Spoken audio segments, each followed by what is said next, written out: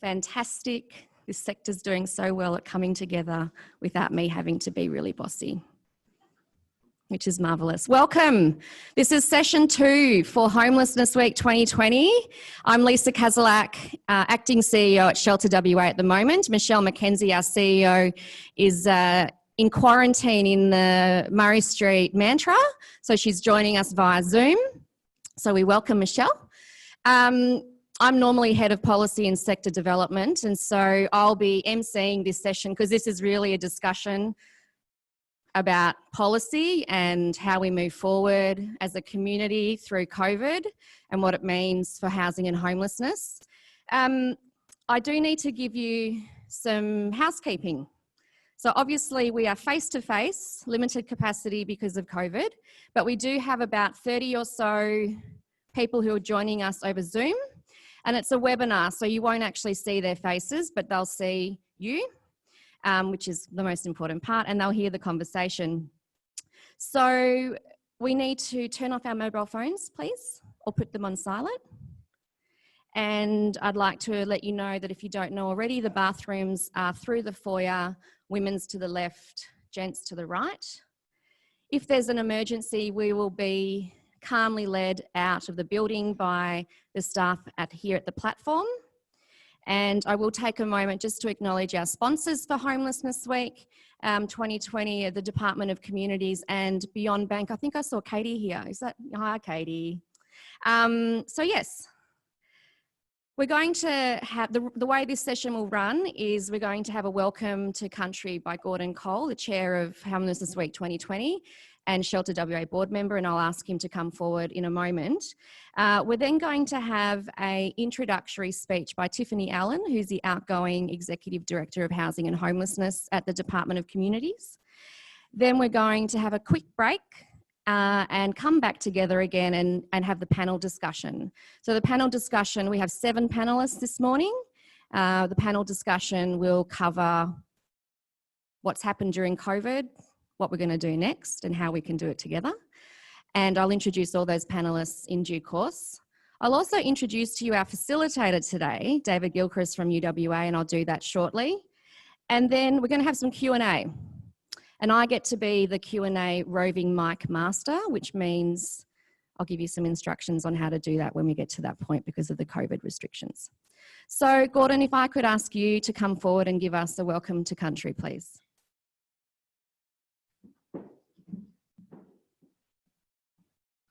Thank you, Lisa. I'd just like to say, Kaya Wanju Noongar Budja, welcome you here to the traditional homelands of the Whadjuk people of the mighty Noongar Nation. Also like to acknowledge and pay homage to the First Nations people wherever people on Zoom are located throughout Western Australia or in other states of Australia. So I hope today will be a productive and efficient gathering, and I know all our community and our people are waiting with bated breath around this week and the outcomes that will flow on over the next coming months and years. So thank you very much.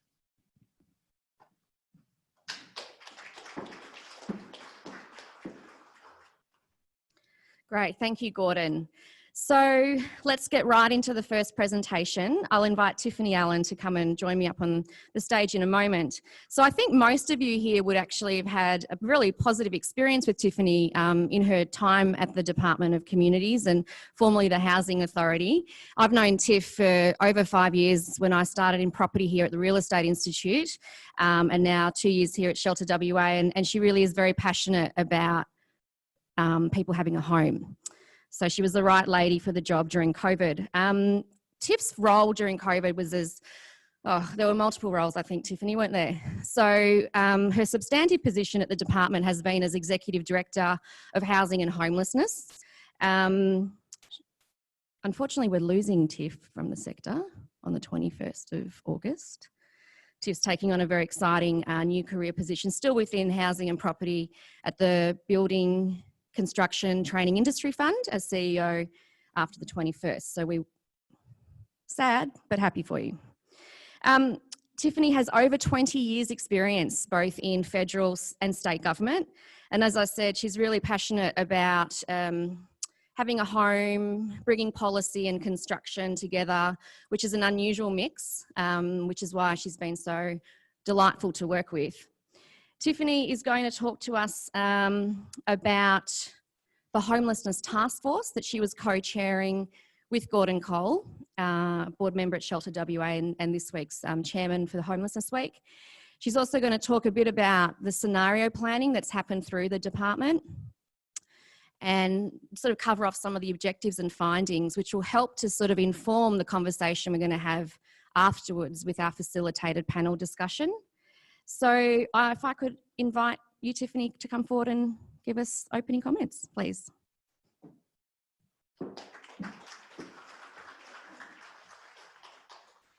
Thank you, Lisa, for that really warm welcome.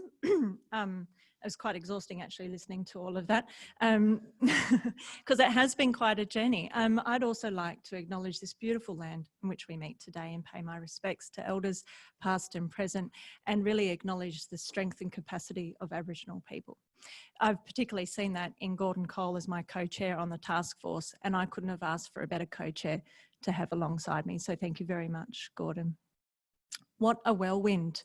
March 2020, no one would have predicted where we would have been at.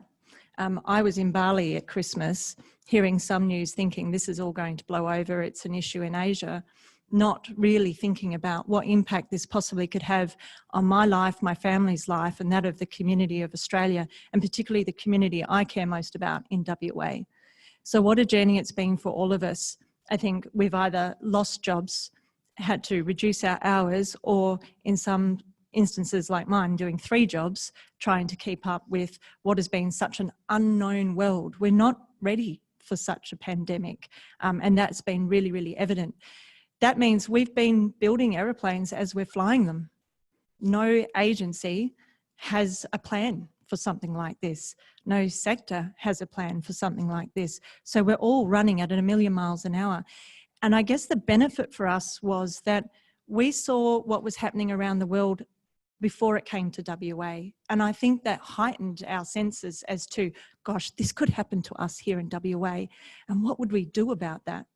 So really importantly, the government set straight away into its emergency response plans, and they're acts of government. They actually stipulate exactly who needs to be stood up. So it's like having all these departments and then you suck up certain parts of it to form these emergency bodies. The first one was the Emergency Health Response. So what they call the SHIC, the State Health Emergency Control Centre, which obviously because it's a health pandemic was the most important piece to stand up straight away.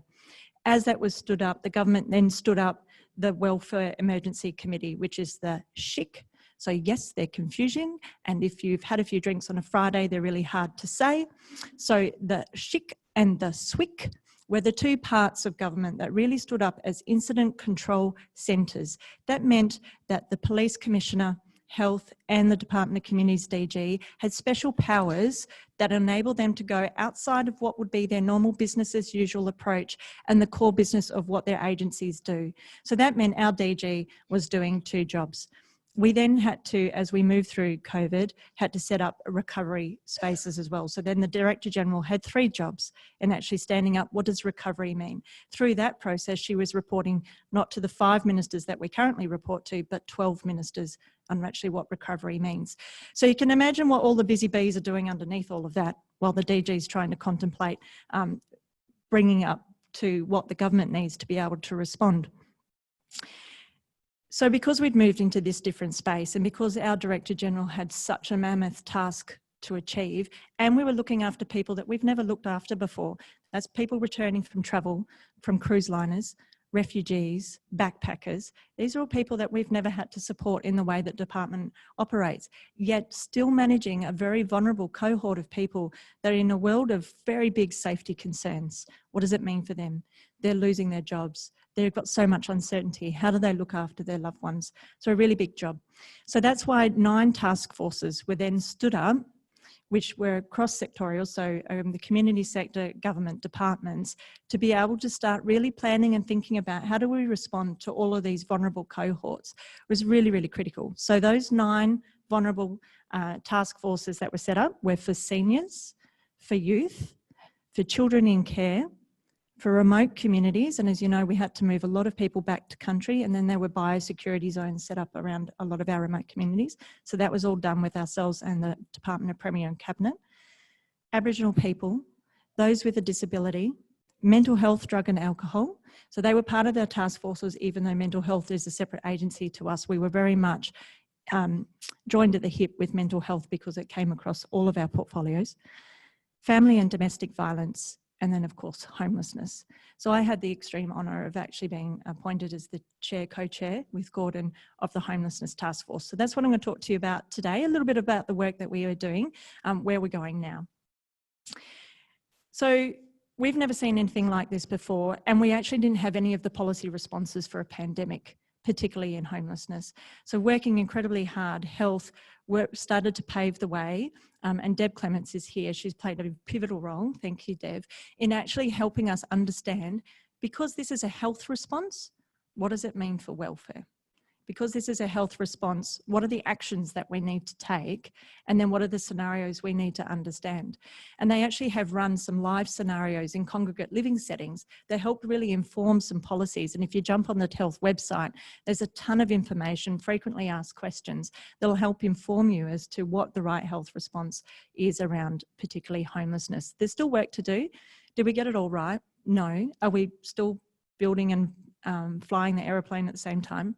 Yes, but we're a lot further down the track. We have a lot more work has gone under the bridge, and I think we're better set up, particularly when we look at what's happening in Victoria, which is really scary. So we feel quite relaxed, and I think that was the lucky thing about WA. We're all in this crazy panic mode, and then, oh, there's nothing to panic about yet. What are we doing and how do we approach this?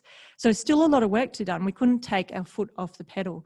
So a lot of pilots were launched, a lot of work was done, lots of learning came from that. And then we sort of settled a little bit and went, all right, what's the right response? So yes, we were all running around with our hair on fire a little bit. But I had a fantastic task force to work with. So I'm just going to call out those people because they've been incredible. So that's Gordon Cole, fantastic co-chair, Amanda Hunt, Deb Clements, Mark Glasson, Sam Jury, Michelle McKenzie, John Berger, Natalie Singali, Daniel Morrison, and from our team, Lawrence Riley, Emma Collenberra, and couldn't all happen without Alison Reid sitting in the background, keeping us all on track. So to all of those people, thank you very, very much for your contribution. We also had in the background some very significant help working very much side by side with the agency, which was Deb Zanella, who worked very hard with our DG to help make sure that we were truly doing everything in partnership, that the government couldn't respond on its own, that we had to do it together. Yeah, maybe it was a bit lumpy to start with, but I think we're absolutely getting there. So with the task forces now moving, there's a whole sector partnership team that's been established that actually recognises how important it is for us to engage with lived experience and work closer and closer with the sector through our responses. So that's the silver lining for us about COVID.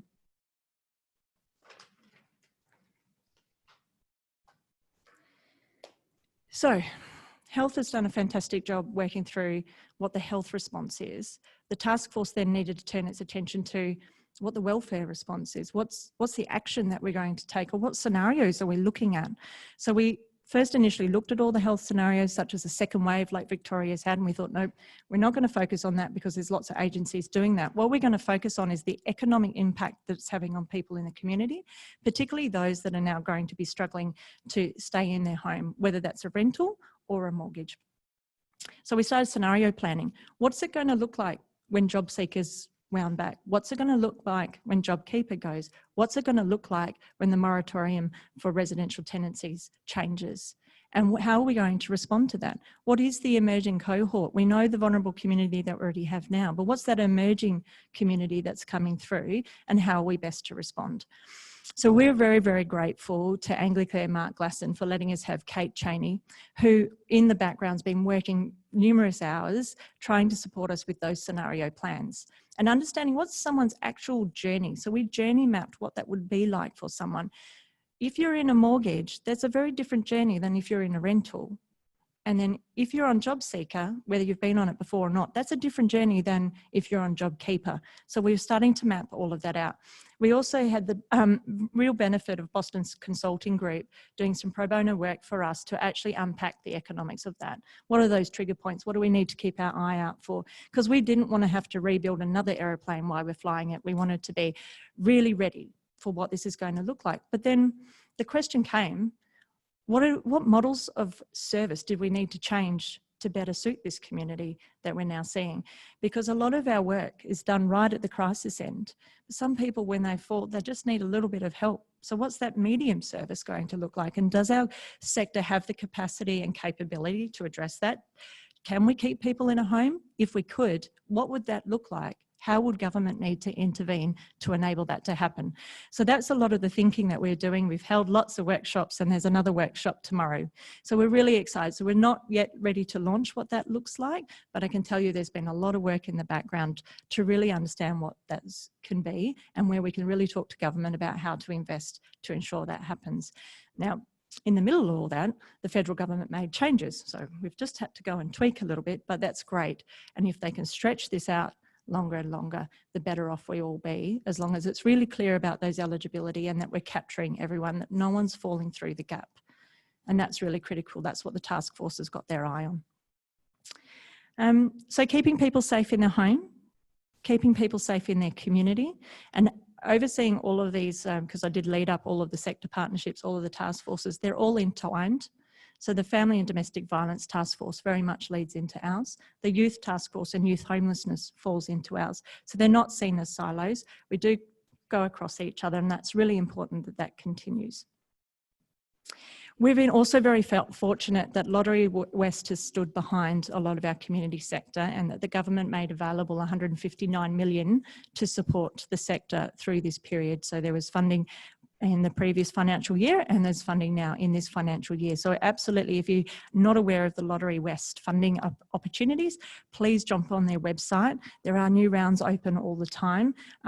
If you need some help or guidance, please feel free to ring myself, Emma, and the team to help you guide through that. But the Lotteries West team is absolutely there to support you. And it's really important that is actually COVID funding. So it's about how do we recover?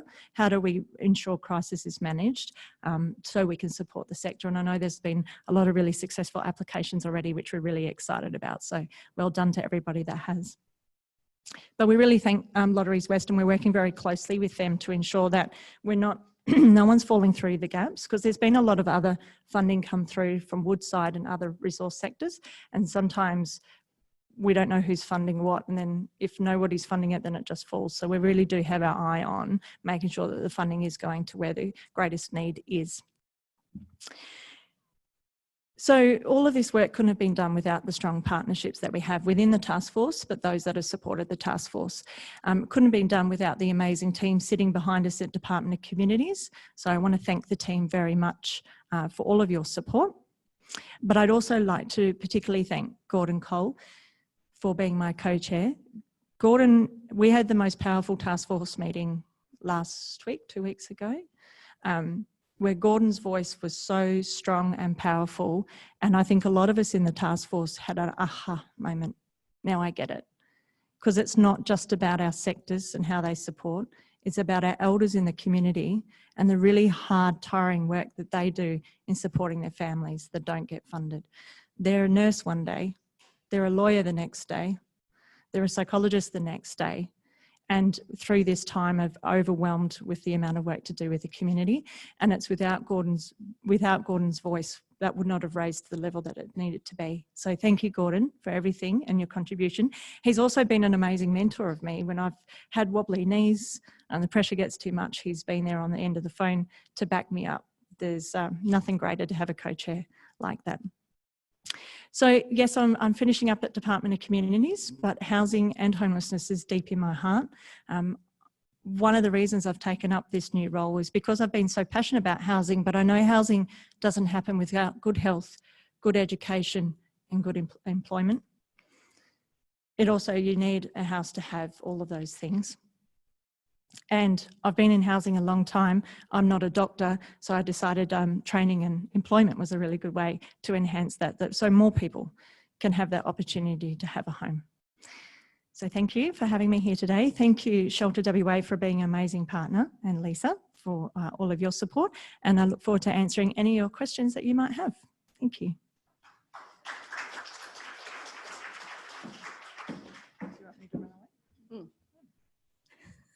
Thanks, Tiffany. She just asked me if she wants her to run away. I said yes.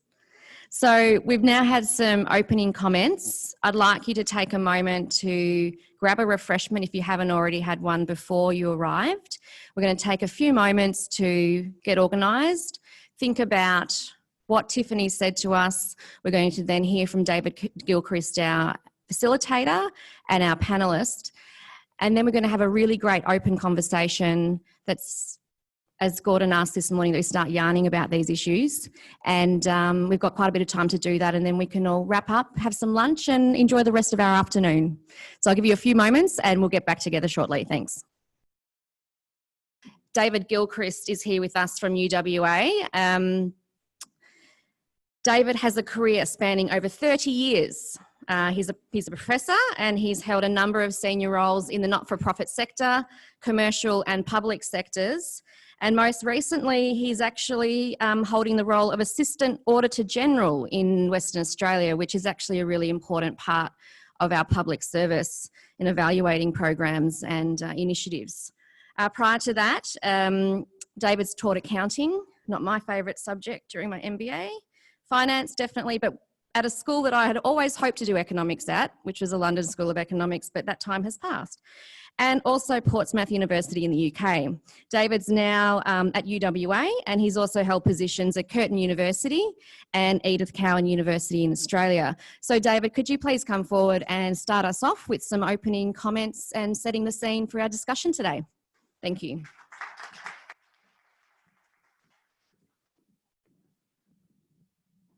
Thank you very much. I am a little bit taller, even in heels or in flats, so it does need to go up a little bit into the microphone. Thank you very much to Shelter WA for the opportunity to be here, and also I would like to acknowledge the Whadjuk people of the Noongar Nation, to pay my respects to elders past, present and emerging, and to also acknowledge that wonderful comment that's been made in terms of the contribution of the community to housing, and also more broadly in social services around Western Australia and Australia as a whole. So I'm very pleased to, I guess, reiterate those comments. My job as facilitator here today hopefully is not very much. My job is to perhaps ask a few questions, or to facilitate and to help you to ask questions at the end of the day. But I did want to set the scene in terms of some of the comments, and perhaps challenging comments, that I'd like to make around social services in general, and in the context obviously of homelessness, given the week that we're in at the moment. At the end of the day, the work that we do at University of Western Australia Not-for-Profits Research Group is really focused on social services. So everything in human services, from aged care through to child protection, through to housing, through to disability services and so on. And indeed, over the last 6 years or so, both at UWA and Curtin before that, a lot of our work has been focused on National Disability Insurance Scheme, as I'm sure much of your work touches on that in one way, shape or form. My comments and the challenge that I want to put out there for today's session is really twofold. Firstly, the challenge. I would like to see us having an open and mature discussion around where the real critical difficulties have been in the context of housing, but more broadly how housing also impacts outcomes in social services and human services across the sector in Western Australia. And I guess there's two things about that that are really important. The first one is that my sense of COVID has been that the impact of COVID in human services has driven two fundamental outcomes. The first fundamental outcome is that we simply have not been prepared, either in relation to having data or information about our sectors, nor prepared in terms of what our response should be. And I guess I would like to say, obviously we weren't predicting COVID, and I, like many others on the panel, and I'm sure everyone in the audience as well, were sitting here in January, February, thinking and hoping that this was going to be a fairly quick and dirty process which would really leave WA untouched, as it has done in SARS and in other health impacts around the world that we've been very fortunate and lucky in this state to be able to avoid. But it does occur to me too that while COVID itself was not predictable, my frank opinion is that the financial crises and financial challenges associated with COVID were predictable, and we've had a number of situations, certainly in my lifetime, and even though I've got a 30 years experience, I'm only 27, so you figure out the maths. At the end of the day, in my lifetime, I've certainly seen a number of instances where the economy has, for whatever reason, tanked, and where both Commonwealth and state governments, frankly, have been unprepared for the capacity building and also for the pump priming that's necessary to be able to respond to that. And I would put it to you that while we might not have a COVID down the track, I think from a financial perspective, we're certainly going to face pump priming situations. And I guess my challenge or my suggestion to you, and I'm very happy to be told that it's the wrong suggestion by anyone in the audience or on the panel, but at the end of the day, I think that not only are these financial situations very likely to come up in the near future and iteratively so after that, but that in fact the human services sector is the best place for pump priming to occur. It's the biggest employer outside of government in Western Australia. It is a consumer employer. In other words, that money gets generated back into the economy and causes great economic outcomes as a result of putting more money in, but also in terms of the capital amounts being spent and the need for, as you know much better than I do, social housing, affordable housing and so on. So there is not only an opportunity there, but I think it's a predictable opportunity, and the next time around I would like to see the state and Commonwealth governments and the sector in a much more substantive way being able to apply those pump priming dollars to outcomes that are going to be better for all of the community, not just parts of it. The second thing I wanted to say in that regard is, and it's been really nice listening to some of the comments around collaboration, and I've seen collaboration being developed across the sector and with government across all manner of program areas in the context of COVID. It'd be wonderful if that collaboration could mature, become embedded and become institutionalised in the way we operate with government going forward. In other words, I think there is great opportunity in collaboration between governments, within government, and more broadly across sector and government to be able to achieve outcomes not only in housing but across human services as well. And so I guess that leads to the third point that I'd like to make today, and I think I'm just about out of my 10 minutes, so I can keep going. That's okay. We don't have to be home till 5, do we? I mean, we've got plenty of time. I think the third comment that I'd really like to make is much more of an observation than anything. But in the context of evaluating and considering the NDIS for a number of years now, I think three things have really shown up as being incredibly important. The first one is in relation to that capacity for us to pump prime more meaningfully through this sector and through things like the NDIS. The second, though, and I think an important one, is the ability of government within government, so intra-government departments, to be able to work together and to have sufficient data and information to do that, and for governments to be able to work together is a really critical issue that is certainly holding back the NDIS and very probably holding back other parts of the social services sector in Western Australia and nationally. And so the third element to me that's really important is not just that we build collaboration, it's not just that, and I am an accountant and I do love accounting, and I can't believe you didn't like accounting in your MBA, but there you go, it's the best subject. At the end of the day, as an accountant, obviously I'd like to see that pump priming being affected so that we get the most out of it for taxpayers and for the community more generally. But the third issue, and the most important issue, I think, is that we should approach all of these challenges in a systemic approach or in a systemic way rather than a programmatic way. And if I think about the lessons that are coming out of the NDIS, the predictability of what is in place today and what has failed and what has worked, one of the big issues is that we're facing the disability services support network as if it's a bunch of programs, not as if it's an Australian disability services system that needs to be rectified and needs to be balanced off. The NDIS, of course, is a very, very big and important part of the system, but it is not the system. And I think we need to think about that more broadly in human services as well. The final point that I'll make then, and I'm going to ask panel members shortly to both introduce themselves and also to be able to tell me what's top of mind for them, what stops them sleeping at night. And I'm sure they're hoping they're at the start of the line rather than the end of the line for that question. But before I get to that point as well, I think the final point I'd like to make in that regard is a bit of a call, a bit of a pitch for universities, a bit of a pitch for the work that I do. But at the end of the day, COVID in Western Australia showed categorically that we do not have enough data to understand what is happening in the sector, understand what is happening to service users, or understanding beyond anecdote what is happening more broadly in programs and so on.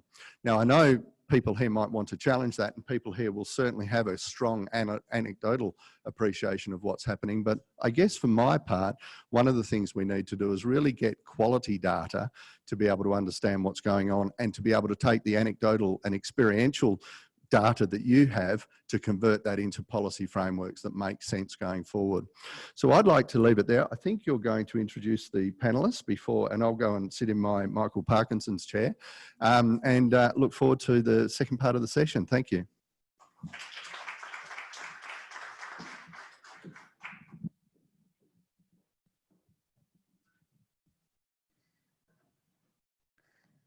Okay, so this is the discussion, the informal stuff. We're going to get into the nitty-gritty and have a really robust conversation.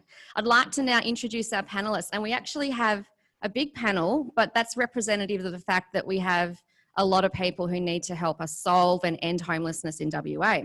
So I'm going to start off with my right, at the very right. So Alan Connolly. So that was a bit challenging for me. Alan is a lived experience advocate, and I am sure you won't mind me sharing that you have had some challenges in the past with homelessness, and you can talk to us a bit about that. But I met Alan 18 months ago. Shelter WA received some really critical funding to capacity build consumers with lived experience of housing insecurity and homelessness. And Alan was part of our project, which was called Hear of My Experience. And there's actually a couple of other people here, Trish, Owen and Joshua was here with us this morning who are from that project group too. So Alan's claim to fame: he is a trusted and multi-award winning community entrepreneur with a passion for economic sustainability from community-led development and a purpose to help end homelessness in our state. And beyond his purpose and personal social responsibility, so he takes, I think keywords I've picked up from you, Alan, are community, yeah, and passion, I think, exists in this room and has been this morning, being led by our chair, Gordon Cole. So let's keep that passion going through. Our second panellist here is Amanda Hunt in the amazing red blazer. Amanda is CEO at Uniting WA, who's had a recent rebrand, which looks fabulous. So Amanda has over 20 years experience in the community sector. She has proven expertise in building capacity through leading innovative, sustainable service delivery and demonstrated strong advocacy for the rights of vulnerable members of our community. In her current role at Uniting WA as CEO, Amanda oversees a suite of community services, including children, families, and foster care services, NDIS disability, which David, you've already spoken about, advocacy and mental health services, as well as financial wellbeing, homelessness and housing support. A very big portfolio and a number of very dedicated staff work there. Next to Amanda is Tina Pickett. Tina, unfortunately we had the wrong older title on our little brief, but Tina's actually the CEO of Noongar Maya, which is only one of 4 Indigenous community housing organisations in our state. Tina's organisation, and obviously Gordon's the chair of that organisation. Tina's organisation runs housing for Aboriginal people in Metro Perth, but also in Esperance. And there's some great opportunities coming up for regional maintenance through the recent $319 million announcement by the McGowan government, which we're furiously working on at the moment. But Tina, prior to this role, has had over 28 years in state and Commonwealth agencies. And you're probably super passionate about housing Aboriginal and Torres Strait Islander people, and I know you're going to make some really robust comments today, which is important for our discussion. So thank you, Tina. We also have a community housing organisation next to Tina, which is being represented by Karen Edwards. And Karen comes from Foundation Housing. Foundation runs a number of programs and housing solutions here in Metro and also regional WA up in Broome, I think, as well, isn't it? Yeah. So Karen's worked in social and community housing for over 25 years and is the General Manager of Operations at Foundation Housing. They include tenancy services, property services and fee for services. Foundation provides social and affordable housing options, which I think is a really important thing to remember about the community housing sector. It's not just social housing, it is also affordable rental options, which is a massive gap in our system at the moment. And Karen also manages the community business and development team. I get to work with lots of Karen's team members and they're fabulous. Thank you, Karen.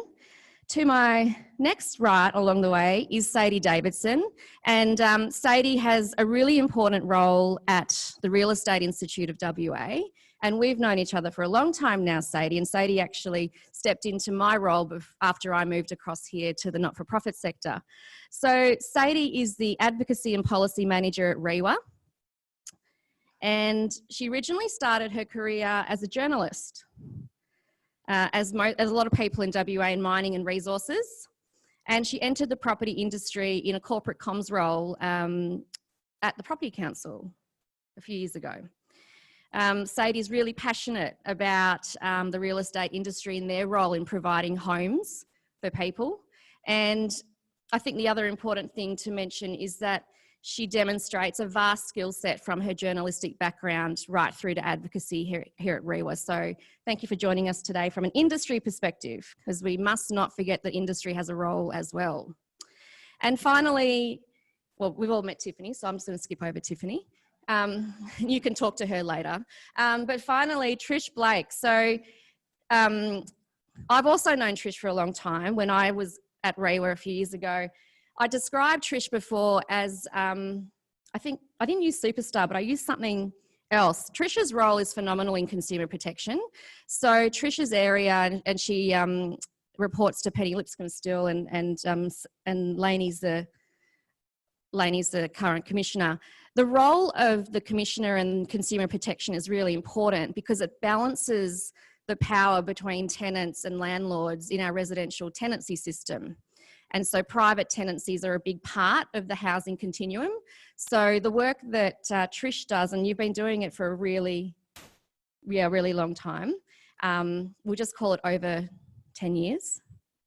But Trish and I were working on the last round of reforms to the RTA. She's been part of the current review of the RTA, which the submissions closed end of June this year, when we're looking forward to seeing that discussion paper results later this year, aren't we? Oh, end of the year, which is good, before the election. Some of it, okay, great. Trish's current role, though, is actually also still really important. It's different.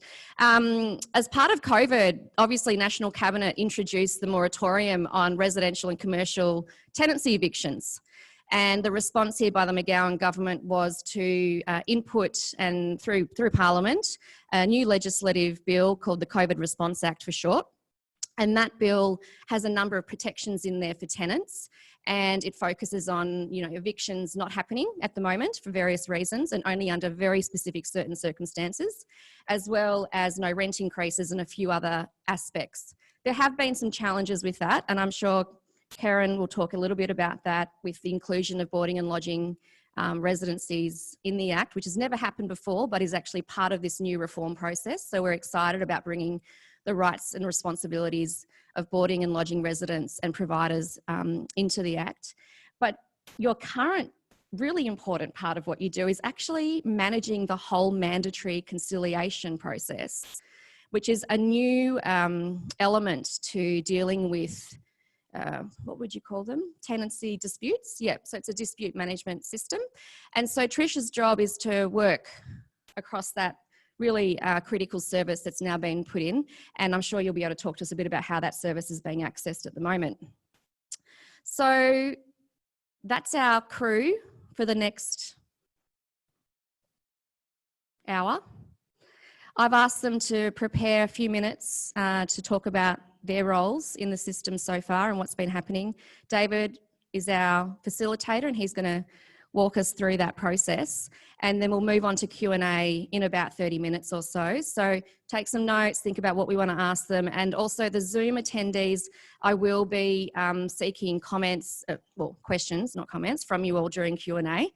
So also, please, can you take some notes and get prepared? I think this is going to be a really fun, diverse conversation.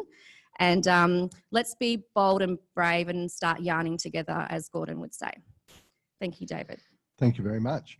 And what a fantastic panel of very different experiences and different perspectives on these challenges.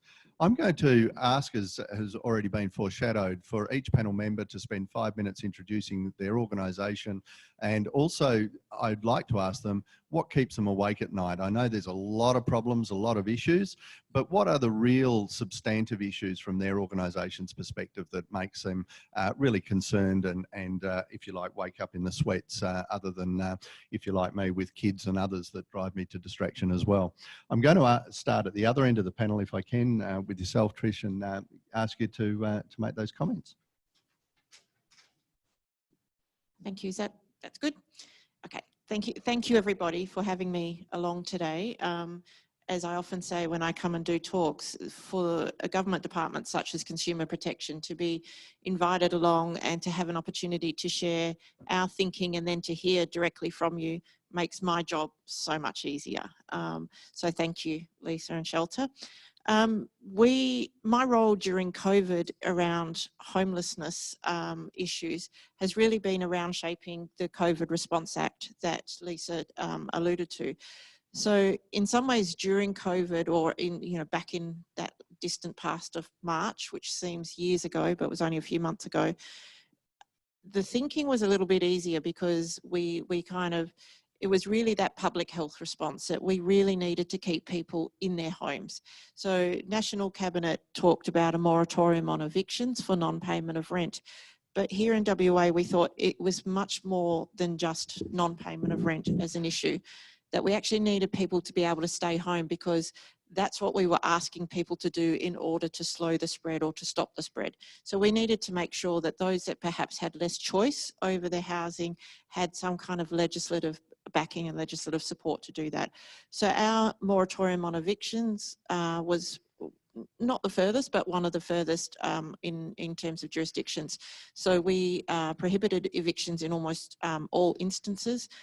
There were just some limited circumstances, but it still required a court order. So it gave that certainty to people that they would be able to stay put for longer.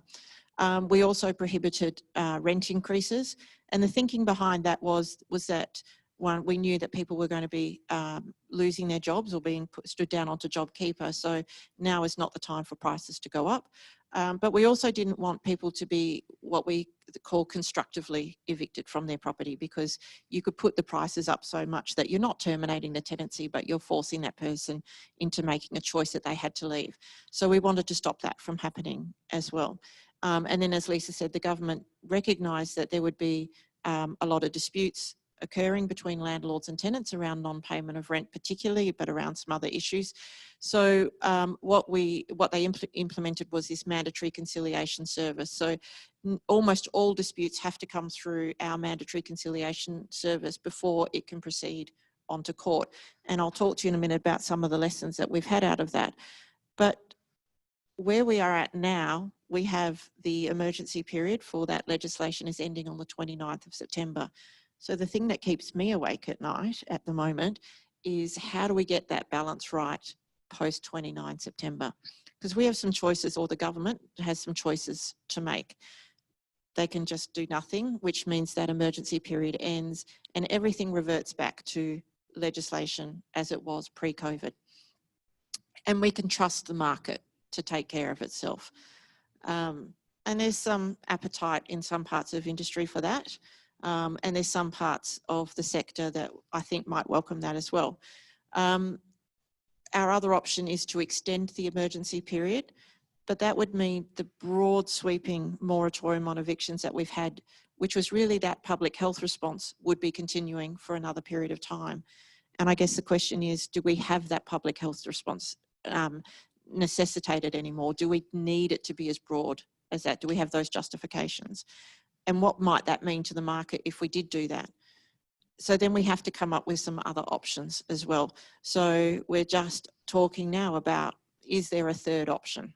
And trying to consult very quickly with industry and picking up on some things that David said earlier. One of the biggest problems we do have as a regulator and setting that legislation is an absolute lack of quality information, the quality data. The biggest piece of data we need at the moment is how many tenancies are at risk. What bigger problem are we, what is the size of the problem that we're facing at the moment? Because we know that if we can stop people moving into homelessness, because we know very much that particularly at the most affordable end of the market, if somebody is terminated from that tenancy, then most likely their pathway is into, if not immediately into homelessness, then very shortly thereafter, because at the moment we have incredibly low vacancy rates at that very low end of the market. We've got increased pressure because we've got more expats moving back to the state. We've got more interstate workers having to relocate here because of the closed borders. And we've also got a lot of people downsizing from more expensive properties down to the cheaper end of the market. The other pressure we know that's coming in after 29 September is as the banks start to ease off their moratorium on mortgage repayments. Now, the banks have said that they will continue assistance for some homeowners that they can see can work their way out of their current financial hardship, but there will be a group of homeowners that just will not be able to sustain their mortgages. And the banks are going to have said they're going to start having some tough conversations with them. So there's another cohort of people that will be coming into that affordable end of the market. So, but what we just don't know how big the problem is, because one is we don't know how big the affordable end of the market is. We don't know how big the whole West Australian market is, because we don't have data about how many landlords we have. We don't have data about how many properties we have. We have chunks of data in different places, but we don't have any kind of consolidated point of information. But what I can tell you is what we think worked during COVID. So we do think that the moratorium on rent increases really helped stabilise the market over the last 6 months. We don't think it's been crippling to the rental market, not that we can see at the moment, because there was some what they call churn of tenancies. So there were some tenancies naturally ending, and that allowed landlords to increase the rent if they felt that there was capacity to do so in the market forces. So there has been a little bit of rent increase even though we've had this moratorium, but I think by and large it's stabilised it.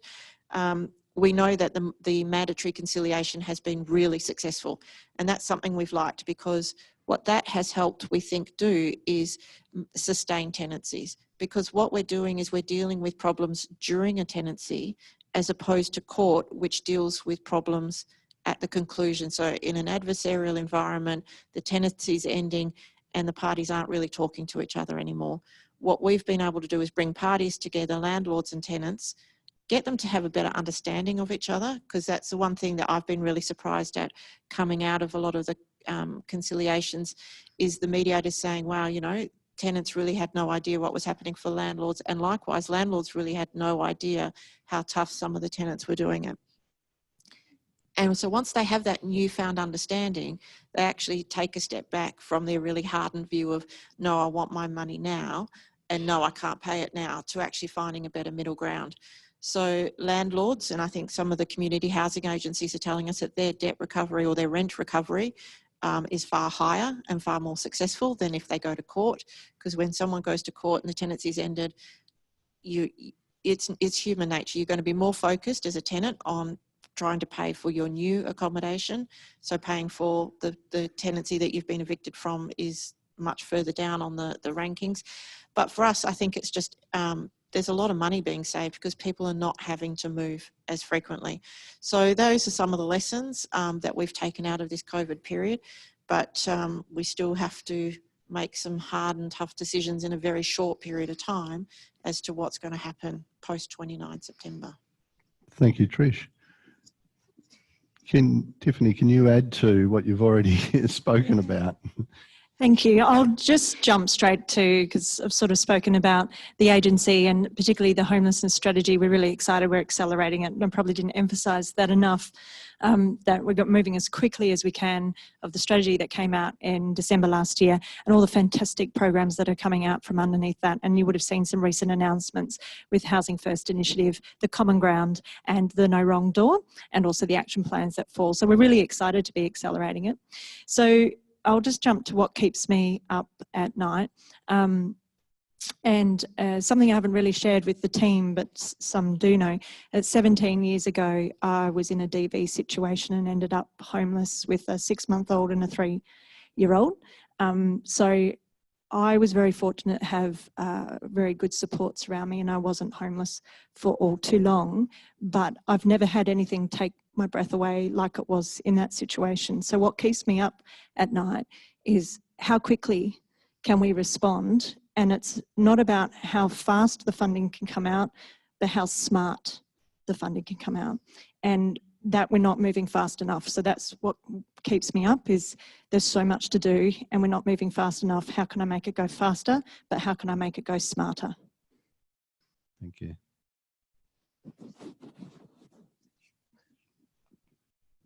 Please. Thank you. So my role at the Real Estate Institute is obviously doing all things private rental market. And like anything, my best analogy as a young female millennial, I like to use a fashion analogy, and that is, the private rental market, it's like a one-size-fits-all dress, in the sense that for 90% of people that slip it on, covers what it needs to. It's always going to look better on some than others, let's face it, but as long as all the right bits are covered, it's doing its job. But then there'll be people at either end that dress just simply will not work for.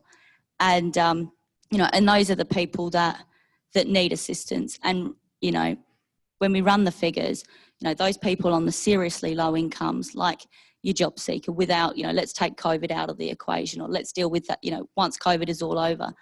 And you run the numbers on realestate.com at the moment. If you were on the $550 a fortnight, there is not a single property available to you that would be affordable. And when we say affordable, we mean, 30% of your income paid on rent. That means you're looking for a property that's $90 a week. They don't exist. They simply do not exist. And that's where, social and community housing comes in.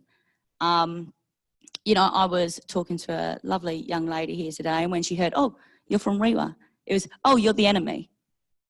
Now, whether that was said in jest or not, but it's not the first time I've heard it either. And for this market to be able to assist those people and help, anyone in the private rental market, particularly with COVID going on. It's very easy to say, oh, the greedy landlord wants me to keep paying rent, but, all well and good, that landlord has also lost their job and also has children to feed, and, also has the bank about to start demanding mortgage payments as well. So that's really what keeps me awake at night, is how do we help everyone without vilifying a section of our society, because they don't deserve it. Most of those people, if they see someone in need on the street, will help them. They're not the villains, the Disney villain that perhaps they're made out to be. And there's also like a new breed almost of homeless that we're seeing, which is, people that have flown in from over east, rented their property out, went over to London or wherever it might be, and are now desperately waiting for that September 29 to move back into the home that they own. And they're couch surfing or whatever it might be, or paying exorbitant rates on Airbnb in the meantime with no work themselves. So I think if we tackle this issue, we need to do it with a very wide lens and without that us against them mentality, because as soon as we draw that line, we're not going to get anywhere. Thanks very much, Sadie. I'll hand to Karen in 2 seconds. Just remember though, folks, to be making notes and preparing questions for the major part of the Q&A session. It'd be great to get your feedback and your questions. Karen. Thank you, David. I'm Karen from Foundation Housing. We're a community housing organisation and we manage about 2,000 homes.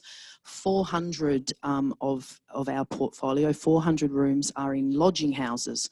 So, and the largest lodging complex that we manage is 192 rooms in Fremantle, and that complex has all shared bathroom and kitchen facilities.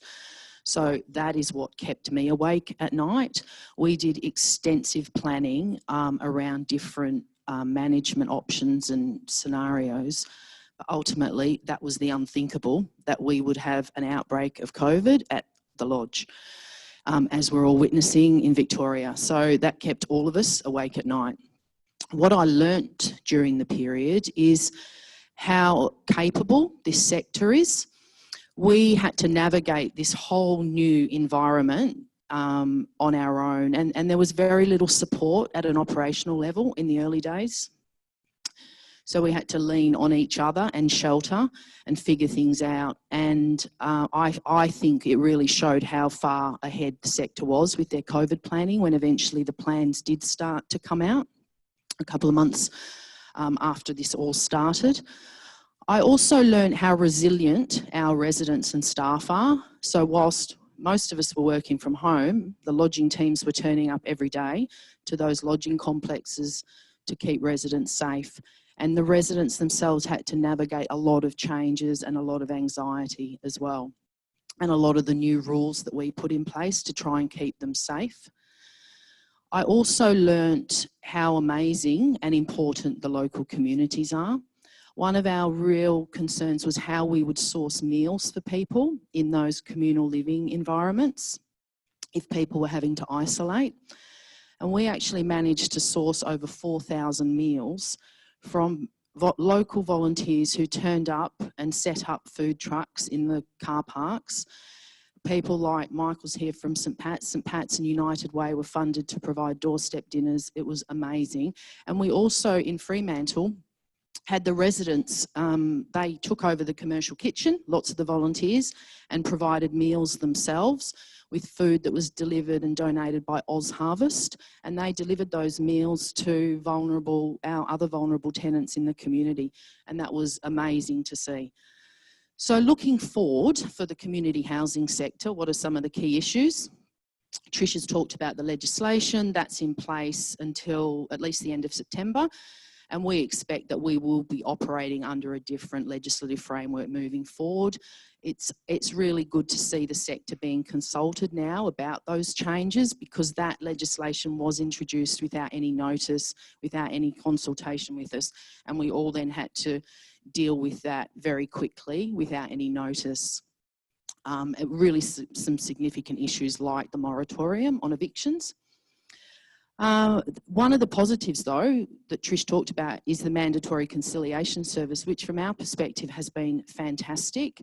It does mean that tenants are engaging, they have to come to the table, and they really can understand the implications of not paying rent. And that is the situation that we want. We don't want to be evicting people. So that has actually worked really well for us, and we would like to see that stay. We would like to see more support from the government for the community housing sector, and that would be probably the preferable option would be in the form of transfers, which I know are not really talked about or popular, but that would enable community housing organisations to leverage those transfers to deliver growth in that social housing sector. I think the sector really showed themselves as a reliable and capable partner. The sentiment that people should remain housed is absolutely right, but it's not a sentiment that just should be there during a pandemic. It's a sentiment that should be there all the time. And we would like to see the community housing sector as the go-to partner for the delivery and management of new homes. And finally, for me, it is that local community partnerships. It's so important that they are retained, because that's what keeps homelessness at a local level in people's minds. And I think we really saw the best of humankind during this time. People were so generous with their time and their services, and that's something that we want to continue. When COVID eventually goes, homelessness won't. And it's so important that we keep the issues of housing and homelessness at the forefront of everybody's mind, and so that it's something that all government and communities are working to address. Thank you. Thanks very much, Karen. Tina. Oh, hello. I'm a little bit nervous, so please bear with me. So I've been with Noongar Maya for, I was on the board of directors, and I then became the managing director. I guess my experience is a little bit different. So in terms of in an Aboriginal way, on the ground, basically when COVID did come about, all our tenants started panicking. They pretty much were like, well, you know, they did, it was just the unknown. And, you know, we rang them, we talked to them personally, myself. Right now, we've only got 2 staff members in our office, and we've got 83 properties. So the board, Gordon, we all help out each other out.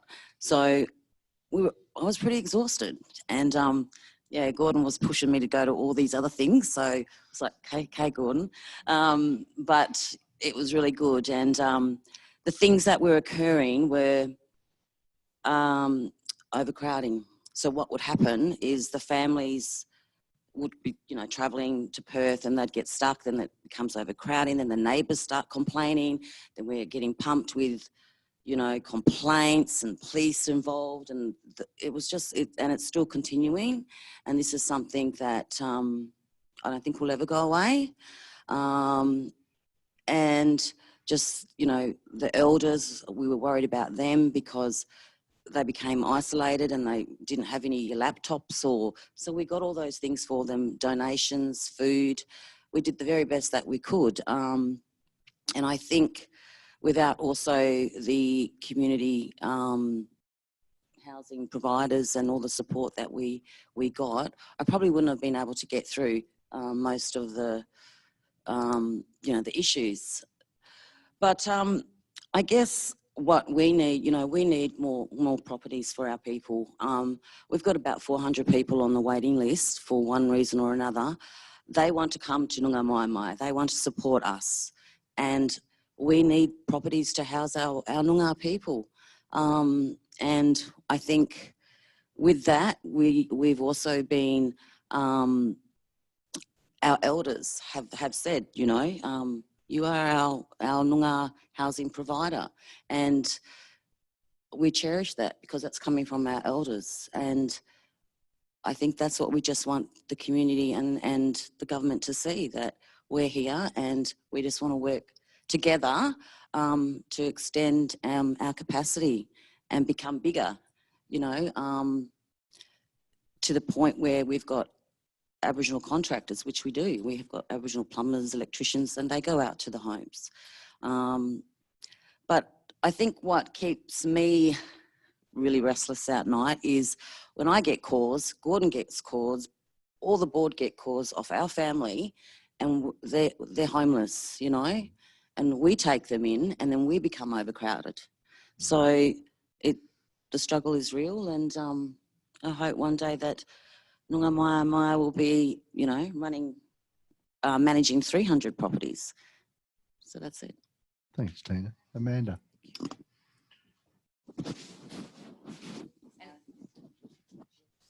I want to acknowledge the work of Noongar Maya as well as I start too, because at Uniting, one of the things that kept me awake at night was seeing the number of people who had been displaced for 200 years being even more displaced, and the great distress that caused.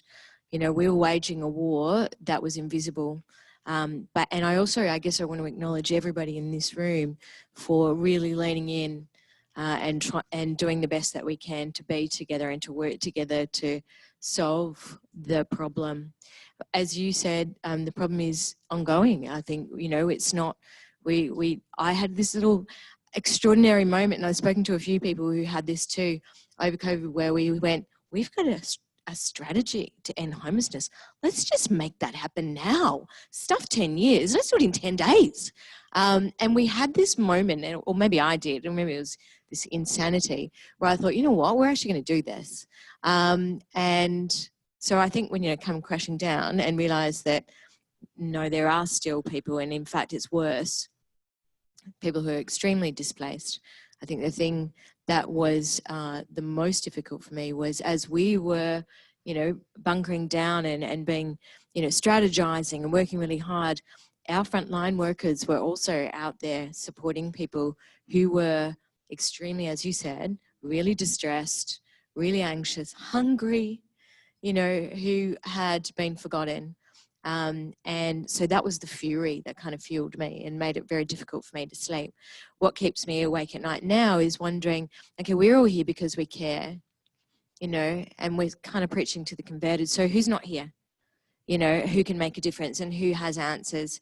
And that's what keeps me awake at night, is wondering what we don't know, because I kind of feel like that space in between is where the answers are. And it is absolutely housing.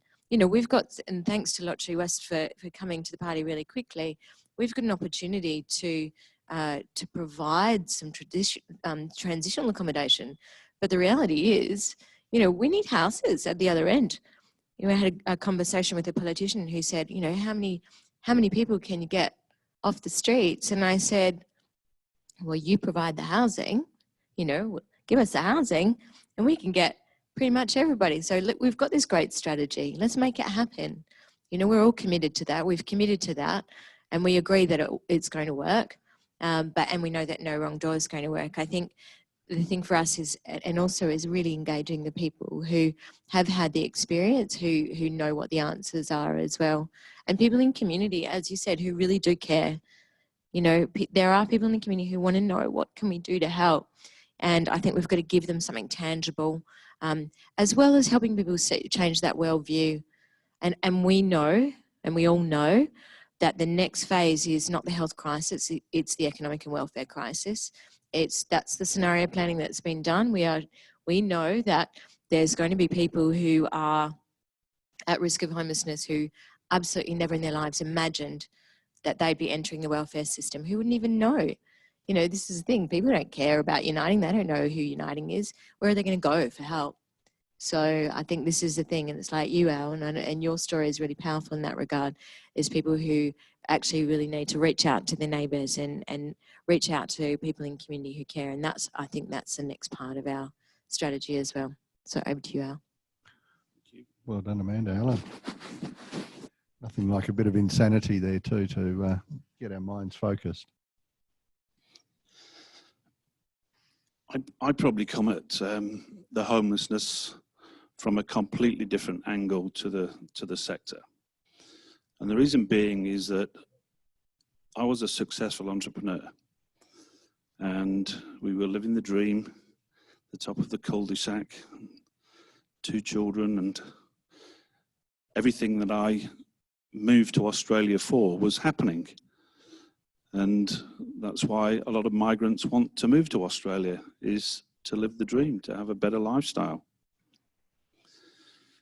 But it has been said that, you know, most people are only 2-3 paychecks or challenges away from homelessness. Now, isn't that a scary statistic, really? 2 to 3 paychecks. So we're living our life at this phenomenal pace, chasing the dream.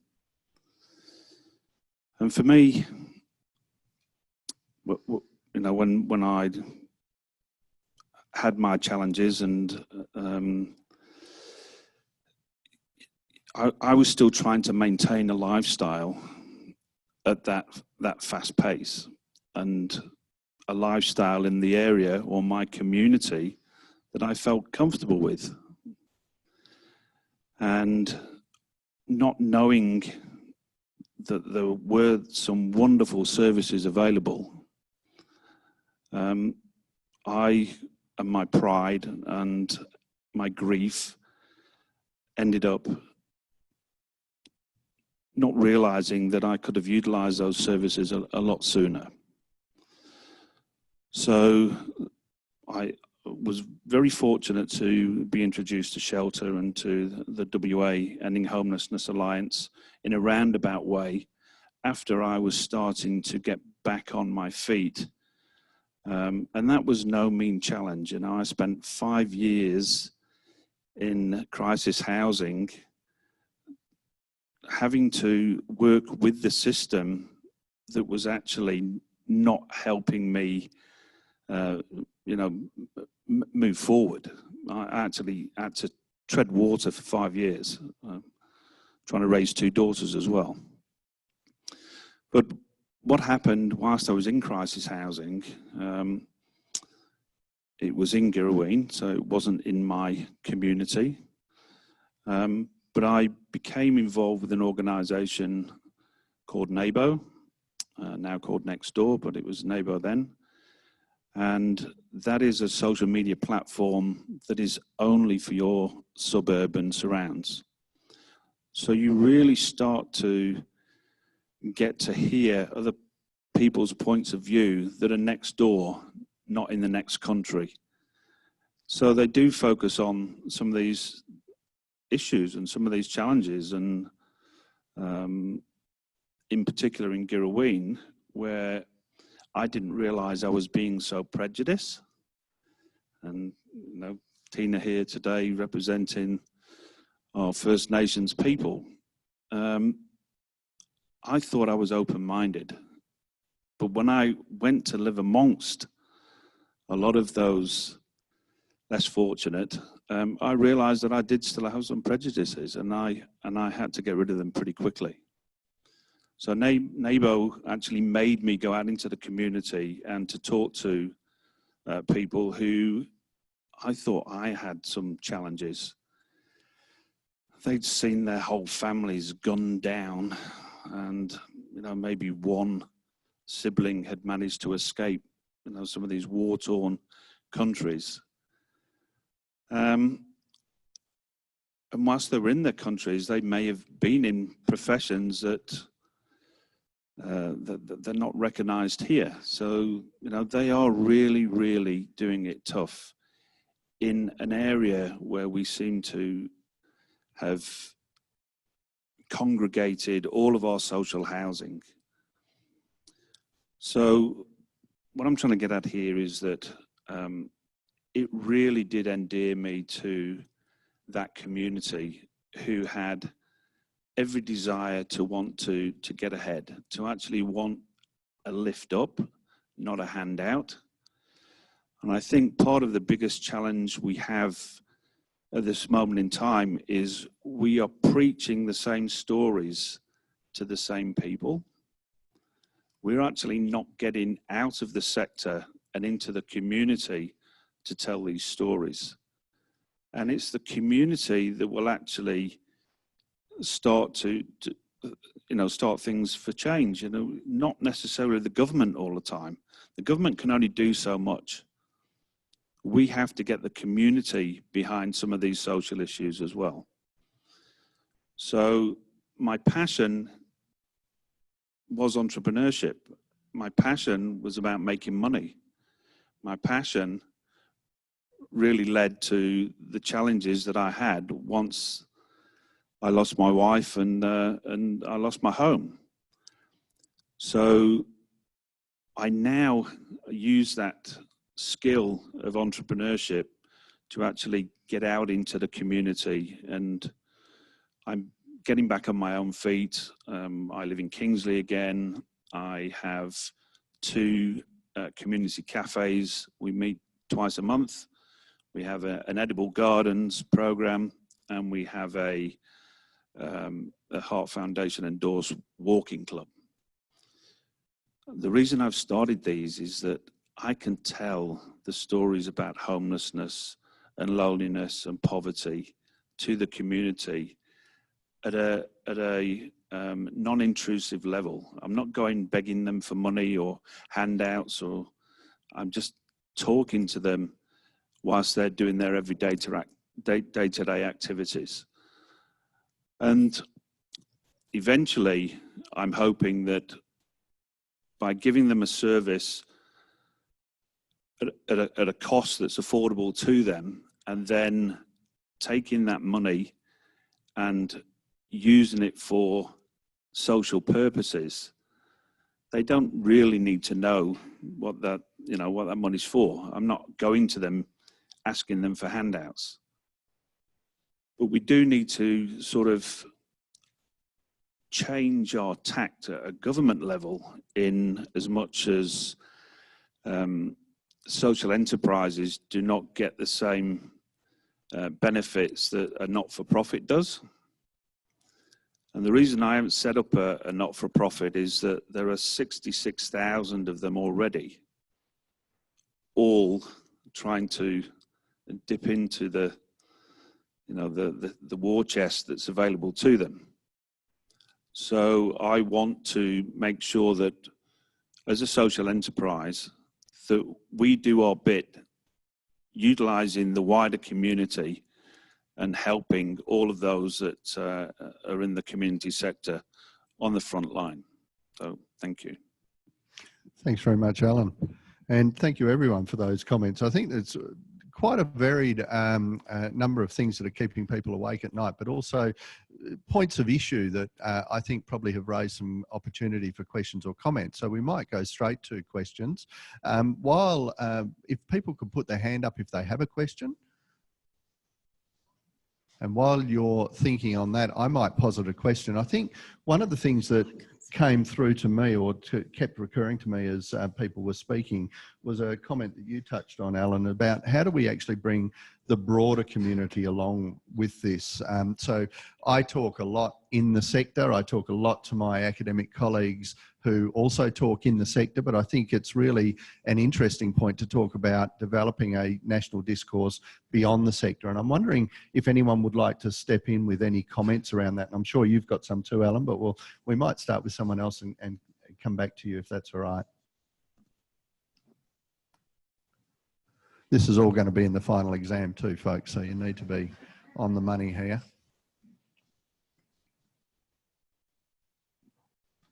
It's like passing Thanks, Tiffany. really, isn't it? Absolutely. I think it's a really good question, and it's something that we contemplate all the time. Government is often leaned on in a way, and we want to do the most that we can with an ever diminishing budget generally, which means that the question on capital always comes up, more assets, more money into the sector, without actually really thinking about what the social capital is that's already on the ground that we're not tapping into. We're always constantly trying to add more on without really looking at what we've already got in the basket, but are we really using it in the best way that we can? And certainly the Department of Communities about a year ago undertook to, under our Disability Services Commission, we had what was called local area coordinators that worked very closely with families with disability into helping them navigate, if you like, through the sector. This has been really successful to the point that it went over to England, it got picked up and has been broadened and been successful more broadly outside of just disability. And so we re-looked at what they did and brought it back to WA and have started setting up local communities coordinators. Now we're only in the pilot stage of this and we're only covering 5% of the state. With 20 staff, we've supported over 1,000 people in a year that would otherwise fall through the gaps. And we're not, the only thing that we're funding is the staff. What they're doing is drawing on the social capital that already exists in our community.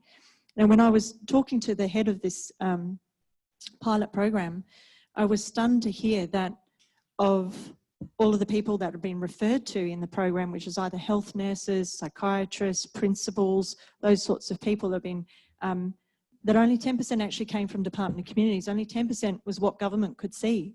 The rest of it, well, the rest of those people are what the community can see, and that's untapped.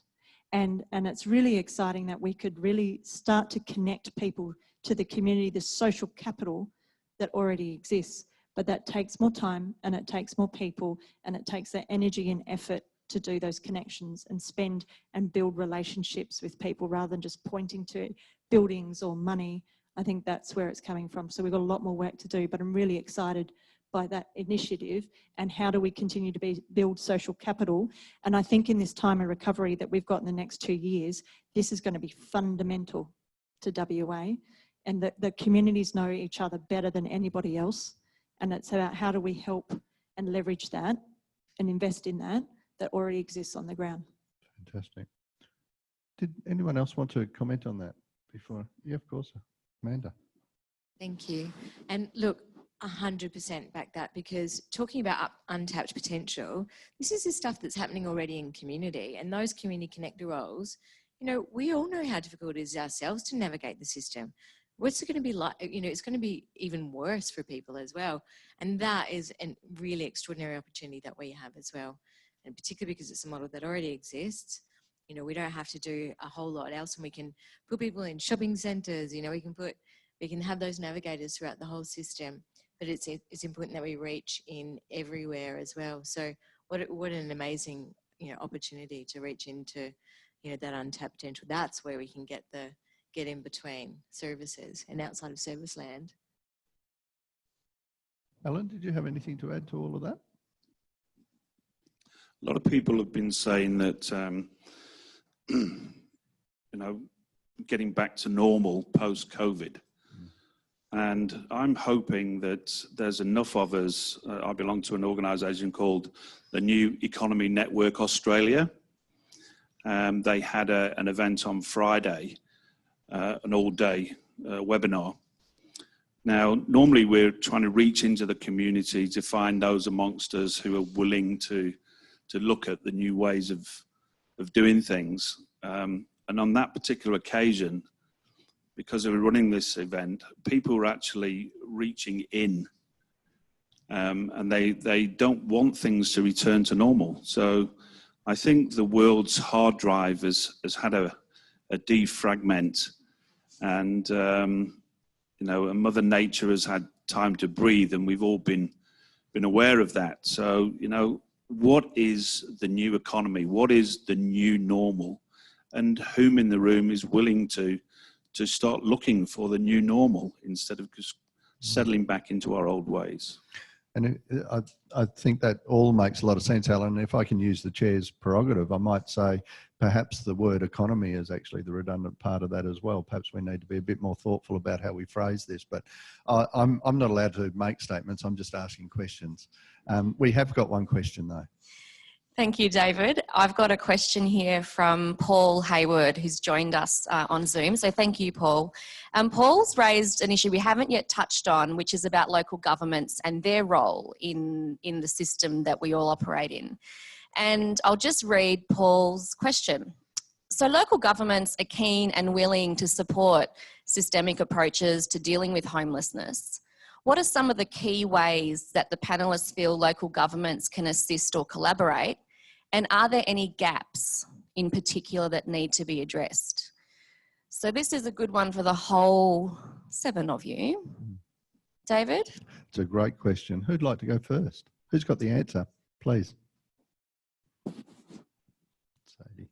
I don't know about I've got the answer, but I'll give it a crack.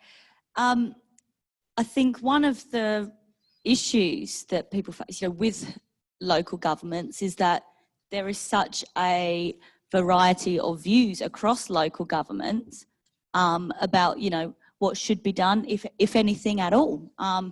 You know, in many local governments, there is this real inertia as to, well, you know, we're all for community housing, but just not where we live. Or, you know, we're all for medium and high density, but well, not where I live. You know, and then God forbid you'd want poor people living amongst us rich people. Like, we need to be realistic. That is the attitude of some people within Perth, you know, and in some areas it's a very common attitude.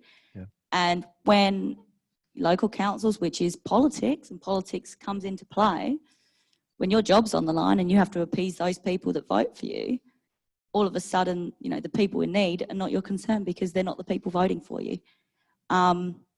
And so what I would love to see is consistency across local governments in planning decisions and planning outcomes.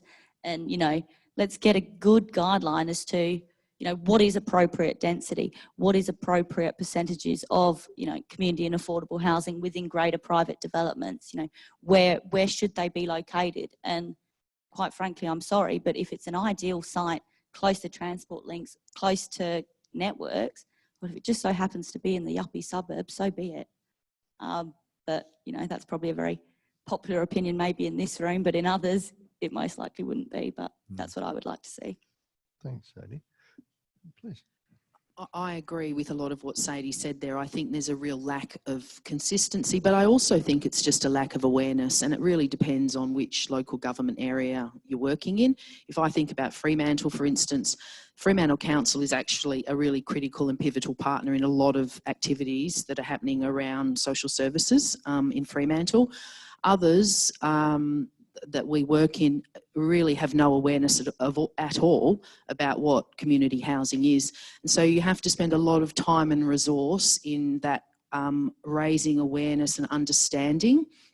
So I think that's a generic topic anyway, that we do need to raise awareness about the whole community housing sector, break down some of those misconceptions. Alan talked about the prejudices that he had, and that I'm sure is common across a lot of people, because they actually don't understand where tenants might be coming from, the circumstances that may have seen people arrive into social housing.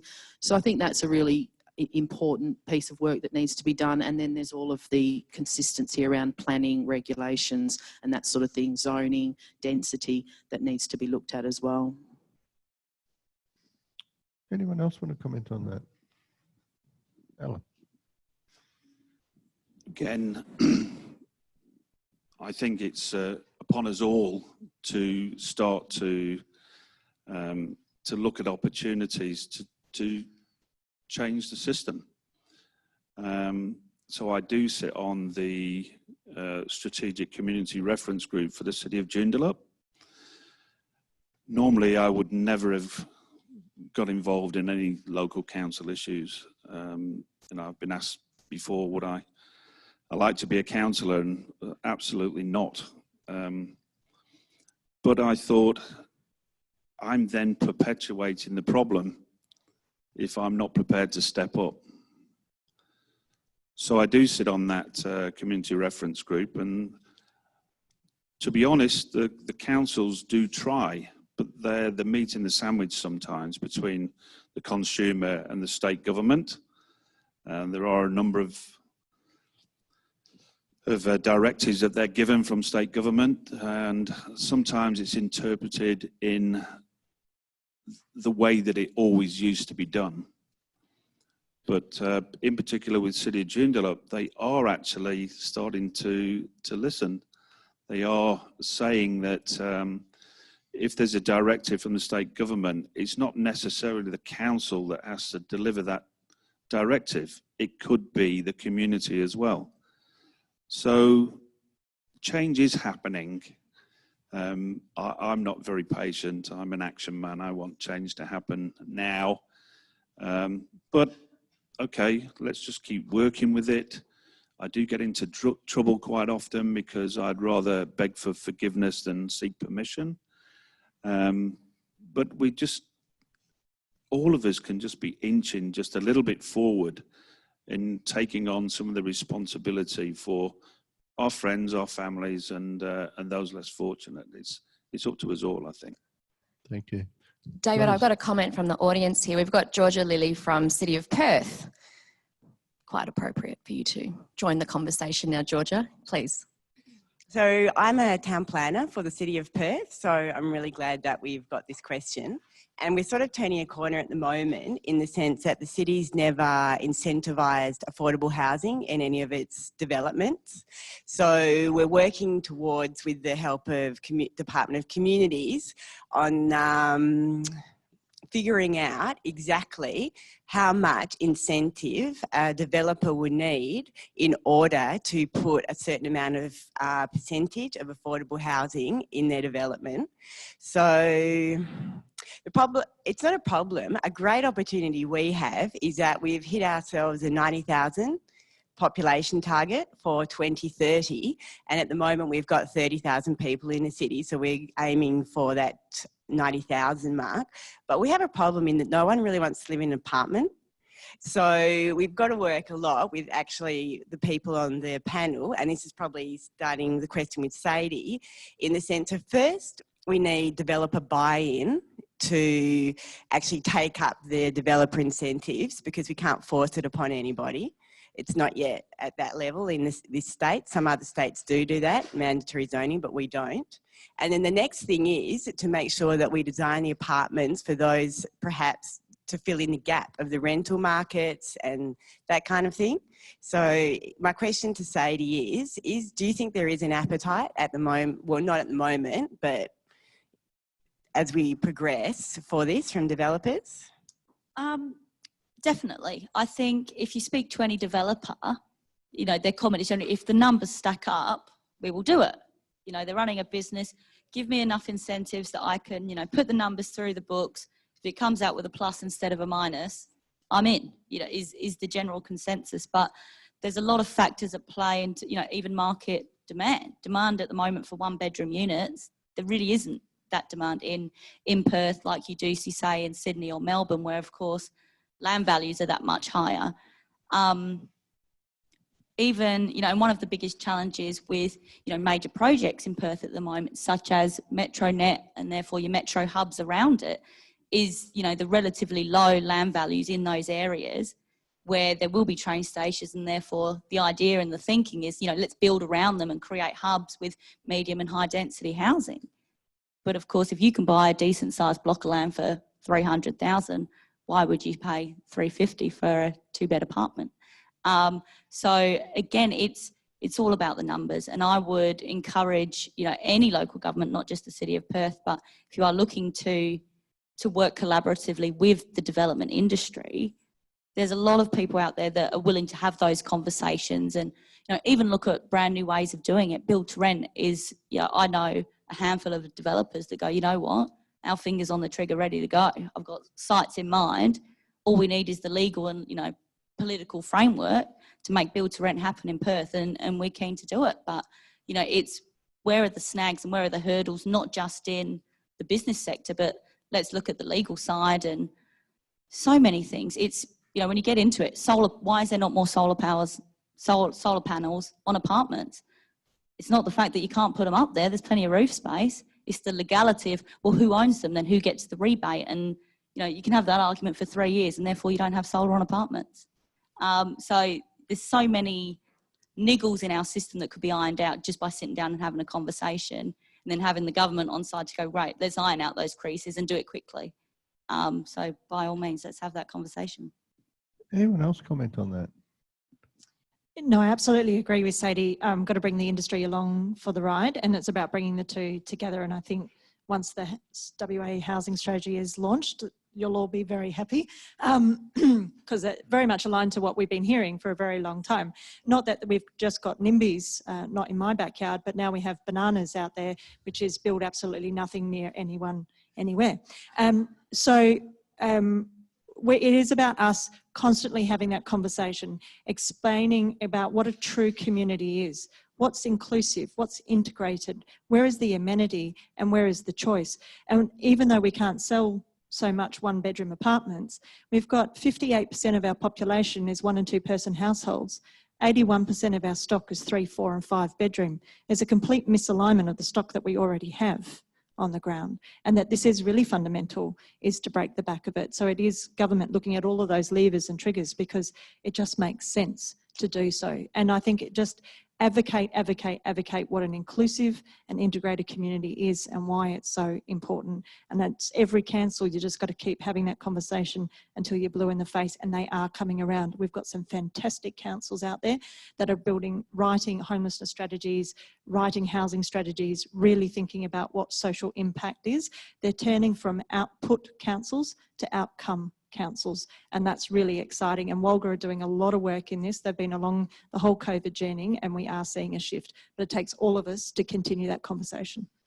Thank you very much. We have got one other question. I am going to again take the chair's prerogative though and make an observation, and that is that if the market's not working, we need to change how the market operates, including considering mandatory planning arrangements. Otherwise the market's not going to, the signals aren't going to work to result in the outcome.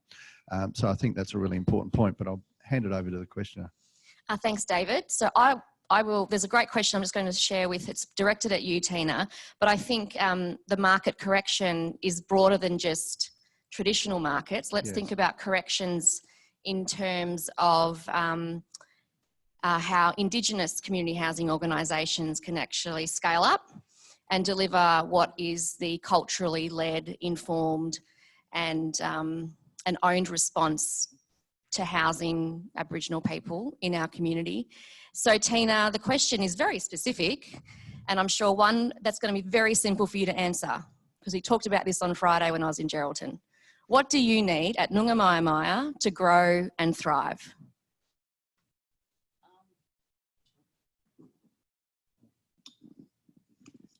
Well, obviously we need stock, okay, and resources.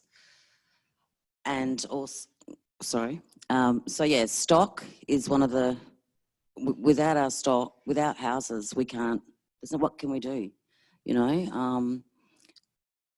And also, just resources. So we've got a lot of support. Noongar Mia Mia have built some great stakeholder engagement, which we're very grateful for. And we I just think we just need to have lots of houses, and we can get lots of Aboriginal people working with us, which then creates employment. So yeah. Fantastic. Yep. I've got another one in the audience. Sorry, I'll just get moving. We've got Katie Voss from Beyond Bank who'd like to ask a question. Thank you, Kate. I will hold this because of COVID. Thanks, yes. Katie. Thank you. Hi, guys. Thank you very much. Very insightful panel. Beyond Bank, we're actually proud to provide some seed funding for Huga and Home Hub, which is looking at using private rentals to fill some of that gap that a few of you have mentioned in terms of space for people to live. So I'm just curious, your different perspectives on whether you think that's viable to use open, unfilled private rentals, but for the public housing market. Thanks. Yeah, Katie. that's a good one for Rewa to start with. Sorry, bear with me. You know, to make a long answer short, in theory, yes. In practice, it is much more difficult. Currently, the vacancy rate across Perth is 2%. Now, it hasn't been that low since the boom. You know, we've been fairly lucky, and I use that word loosely, that rents haven't skyrocketed. When vacancy rates were this low in 2013, the median rent was something like $550 a week. It's currently $350. And obviously there's been some intervention because of the ban on increases in rents, but even before that, rents were very, very stable. It's been steady median at $350 for the last 2 years. Now that's unheard of with a continually declining vacancy rate. And the vacancy rate is obviously getting smaller and smaller at the lower end of the market because of COVID and people looking to trade down, whereas they typically trade up. Is there appetite from landlords, and even I hate the word landlord because women can own property, so anything lord I do not like, so lessors. You know, is there an appetite from lessors? Yes. You know, what a lessor wants is very simple, and it's just like any community housing provider. Ultimately, we're all landlords, lessors, whatever you want to call it, and that's you want the rent paid and you want the house looked after. You know, and it really is as simple as that. And if they can join up with providers such as Huga and Home Hub or whoever else it might be, and they say to you, I can guarantee you those two things, absolutely. There are a lot of lessors that have been burned in the past. You know, bought their house, if they bought their property 8 years ago, if they sold today, their capital gains would be $0 for most of them. So they continue to rent, and we've been quite, again, and I say lucky very loosely, that the interest rate on mortgages have gone down, and therefore we're able to sustain that lower median rent value. As soon as that interest rate starts going up, my prediction is that's when you'll also see rents keep going up, because there's only so long, you know, someone can be generating less input than output and keep that sustainable. But there are lessors out there that are more than willing to join up to you know, whether it be Home Hub or various other organisations, whether that's with head leasing or whatever it might be, that helps those people get into that private rental market. Of course, there's still fears, there's still stigmas in place. You know, all of that is still very much a real issue, but if you can guarantee someone guaranteed or, you know, ongoing rent, and ultimately, you know, the property will be in a decent condition when you eventually get it back, and they're more than happy to do that. But at the moment, it's becoming more increasingly difficult because that vacancy rate is so low. Thanks very much. Karen, you've got some comments. I'd like to answer that as well, because we've got a program running at the moment in partnership with Rua and St Pat's. It's called 20 Lives, 20 Homes Fremantle, and that's exactly what's happening, Katie.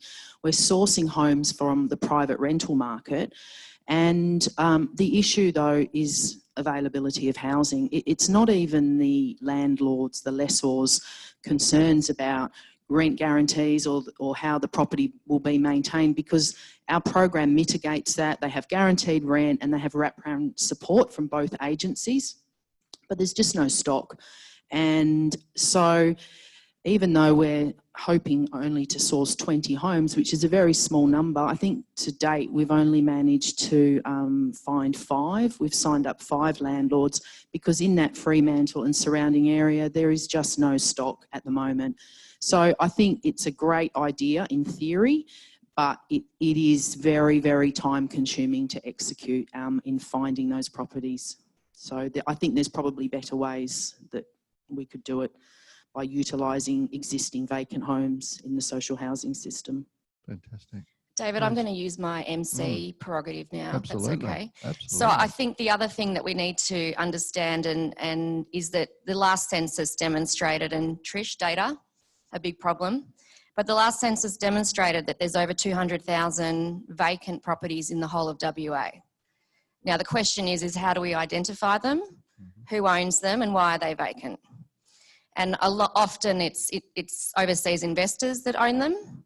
So we need to then think creatively about how do we tap into that and give them an incentive to put that stock on the market. And I think that's probably one of the beauties about the Home Hub platform that Ian's passionately driving, is how do we get into that stock, and how do we make it available for community housing providers, but also for the real estate sector more broadly. So I'd just like to leave that little comment. But I'd also, David, like to hear from Trish around a regulatory element to this issue, because we do have a system and we need to understand that as well. Thanks, Trish. Yeah, in terms of current regulation around the head leasing program and the support, there would be nothing under the current legislation that I could see that would stop that. I think one of the things though that personally I would be keen to see as a conversation that is starting to happen, not just in WA but Australia-wide, and I think it happens a little bit more overseas, is you know, we have this notion that with landlords, you know, it's my home and I want my rent returns and it's my investment, and as a business perspective, absolutely get that. But when you're working in the space of providing someone's home, it comes with it different responsibilities. And as an analogy, I would look at, say, pubs. You know, a publican has the right, used to historically have the right to sell as much beer or wine as they wanted to whoever walked in the door. And I'm sure there are many that would walk out of us that would have vague memories of walking out legless. But the government said, you have a social responsibility. You have a responsibility to the broader community to curb how much you sell, because we're going to make you have this responsible sale of alcohol kind of policy. Now, income-wise, you know, it's not exactly the same as people's homes, but I would challenge the private sector to say, well, okay, I'm a business in this space, but it's not as simple as going, well, I don't want to sell a newspaper to that person anymore, or I don't want to service their car anymore. It is so much more fundamental, because if you take away somebody's home, that contract, you know, the ramifications for the entire community as well as that person are so profound that I think we do have to start looking at it in a slightly different light. And I'm not, so I want to, you know, preface that by saying that is not necessarily government policy. This is just my thinking of someone who's worked in this space and having going through the review, and this is my second review of the Tenancy Act that I'm looking at, and hearing this time round, we have had over 350 submissions to the review, which is the biggest number, I think, of any kind of legislative review that our department has done.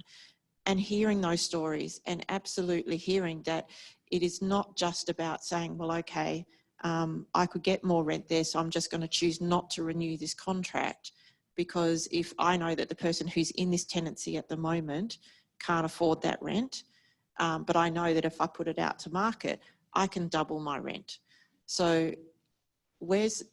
do we have a social responsibility in that space as private landlords? That's the question that There's I think, the gap. and that's the conversation that I'd like us as a state to start having is, you know, because there's always the flip argument, well, if we make it too hard, investors won't come into the market. And so we've got to be mindful of that, because we don't want to cut out supply, because again, as soon as we cut out supply, prices go up. But how do we start to change the way we think about private rentals? And is it just about maximising return, or is there an element of social responsibility around working in this space, that there is a need? Because government can't provide it all and doesn't. And they shouldn't. No, but private landlords also, I've been private landlord, I know, we get great tax breaks, you know, and we get incentives. So we get the benefit. So do we have social responsibility in that space as well? And I think if we can start to have those conversations, there's less pressure on the tenancy legislation in terms of being this one size fits all, because it is a one size fits all legislation. But what we're finding increasingly is pressure to say, well, okay, and I was just thinking when you're talking about the NIMBY argument too, both of you, is it's all and well for us to have these conversations that say we need infill and we need more affordable housing, but we can build the structure. But if we have a community that still says, I just don't want that person living there though, because they're too noisy, or there's too many of them, or they have their family, or their mental health it kind of offends me because it's not so stable as I would like to see next door to me, or the family violence is there and that offends me because the ambulance or the police might be coming. Unless we have these conversations as a community as well, then I don't think legislation or any of these programs is actually going to fix the problem. Thanks, Trish. Can I just add there that please, Alan. I think we spend far too much time focused on the small percentage that are doing the wrong thing, because there are hundreds of thousands of people renting across all of the sectors who are doing the right thing. So, you know, if you run a pub, you have ullage. You know, if you're a building company, you have waste. You know, it's just a part of the social system that there are going to be some who you can't help. But let's not focus on that. Let's focus on the ones that we can help. Let's focus on the good neighbours like myself. Now, I wanted to stay in Woodvale, but there was no way in the world that I could. So I had to go where the social housing was, and I had to move to Girraween. And then I was out of my community. So, you know, we need to spread all of our social housing among the community. We need to desensitize the community that it's not, you know, always going to be, if it's a multi-dwelling, it's going to be filled with you know, drug or alcohol related tenants. It's not. It's going to be your daughters or your mothers or, you know, elderly parents. So we need to tell those stories. We need those case studies out there in the community. Fantastic. We've got one more question. Yeah, thanks, David. I've got Rebecca here with us who has lived in private rental and public housing and would just like to ask a question of the panel. Thanks, Rebecca. Yeah, just about like the Wira and all the public housing and private sector, about the state of leases. Now, I know in Switzerland, like they have long leases and people treat them as not just tenants. It's like an investment, like a home, and it helps the person buy, and they come into a really good collaboration and agreement of a long period of long leases. So that person ends up stabilising. And I think that's the biggest thing about housing is stabilising, you know. People don't want to be rushed off their feet every 3 months or 6 months or a year. So I'm wondering, like as a practice, like often leases are only 6 months to a year or 3 months sometimes. Look, it would be great to have a new change of thinking and start to address it and think about it like, well, this person's paying off my home and they're a good tenant. They want to stay here for 5 years. Hey, stay here for 5 years. What about that? It's just sort of a suggestion, if you like. I actually think that's a good question, Rebecca. And I think, Trish, you could be the first one to answer this one, given the residential tenancies reform that's currently underway, please. Yep. So that is one of the core questions that we have looked at in the current review. And we did look all around the world. We looked at other states and then we looked all around the world. And some really interesting things, because this is the thing that puzzles me, is what is the psychology behind 6 and 12-month leases? Because there is nothing in the legislation that requires a 6 or 12-month lease, nothing at all. But industry, it's just become an embedded habit in our state and Australia-wide. It just seems to be the practice.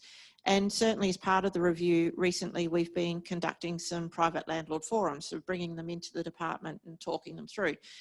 And the number of private landlords that are sitting there going, yeah, so I'll give my tenant a 6-month lease, see how they go, try before I buy kind of thing. And if they're good, then I'll give them a 12-month lease. And then if they're great, then I'll keep them. But they still keep giving them 12-month leases. And what they don't understand is that that gives that person security for only 12 months. Because at any given time at the end of that tenancy, and like we're seeing now with prices increasing, you know, we've talked to our regional officers around the state. Karratha, the property managers up there are saying that as soon as the emergency period is over, rents are going to be increasing in the vicinity of $200 to $300 a week. So this is this notion that if you have a fixed term tenancy, again, and this is what I was coming back to before, do we get to allow people to just go, well, I'm not going to extend your tenancy because you can't afford the $300 a week, and I'm going to let you have that tenancy. And I get that. We, you know, private markets, we've got to let them run. And if we intervene too much, we could be causing other problems.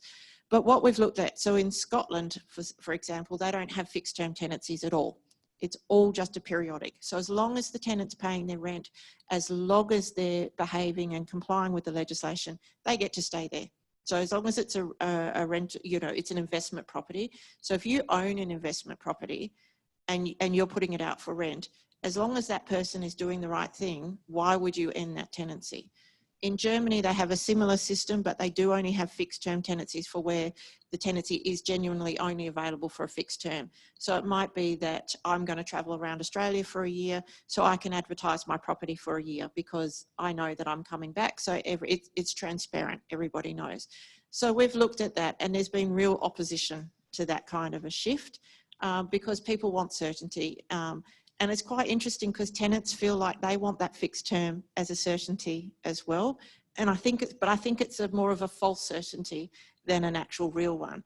And I can tell you, and it's not, it doesn't discriminate, these fixed term tenancies. You know, I've got colleagues at work. One woman is a lawyer, 3 kids, family breakdown. So she's renting very high-end suburb, really, you know, ordinary property though, and they would only ever offer her 6-month tenancies. Now, exemplary tenant, paid the rent, paid high, because they always wanted the opportunity to put the rent up when the market started to rise. Now, for that person who's got kids in school, she had to keep saying to them, don't know where we're going to be in 6, you know, like, and these kids really struggled because at a time when the family had broken down, they wanted certainty. They wanted to know that they could invite friends over, or they could plan for a few months in ahead, like, can I go on that camp or whatever? And the mum had to say, well, I don't know, because I don't know whether we'll be living here or having to move at that point in time. And I think those are the flow-on effects that we're not having conversations about when people want to set the laws and say, well, I want the right to offer a fixed term tenancy. We're not saying, but do you understand the flip side of it as well? Thanks, Trish. And I'm just, yeah, one sec, Sadie. I just need to jump in though with my MC prerogative. And I just want to build on that. And so, Rebecca, you're right. It's a conversation that we need to have around the tenure of tenancies for security for people. COVID's presenting some pretty challenging issues post 29 September. Income supports will be reduced, so people will be moved back into poverty, and there's people going to be in poverty who haven't been in poverty before. And the risk to housing insecurity, particularly in the private rental market and also mortgagee ownership, is quite serious and goes back to your earlier point, Trish, about what's the magnitude of that risk. And we've been having conversations with Minister Tinley's office, the Department for Communities, and you as well. We had a conversation last week about this, and REWA, about we need some kind of interim solution to ensure that everyone in this system is looked after. So investors aren't penalised. Yes, markets need to return to normal, absolutely. As an economist, I totally agree. But we've got a system of housing, homelessness service providers that can't help the people already at risk, let alone the wave that's coming.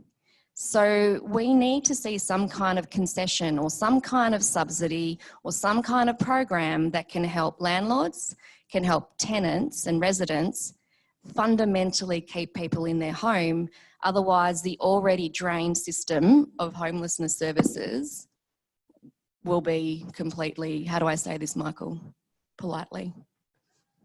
Really, it'll be struggling further. And Amanda, your job will get harder, and Tina, your job will get even harder. And so will yours, Karen. So I think I'd like, as the peak body, to just push that. We need a joint solution across all of us. Sadie? Well, to answer your question, REWA has recently put forward a bit of a proposal, but of course it's still very early days.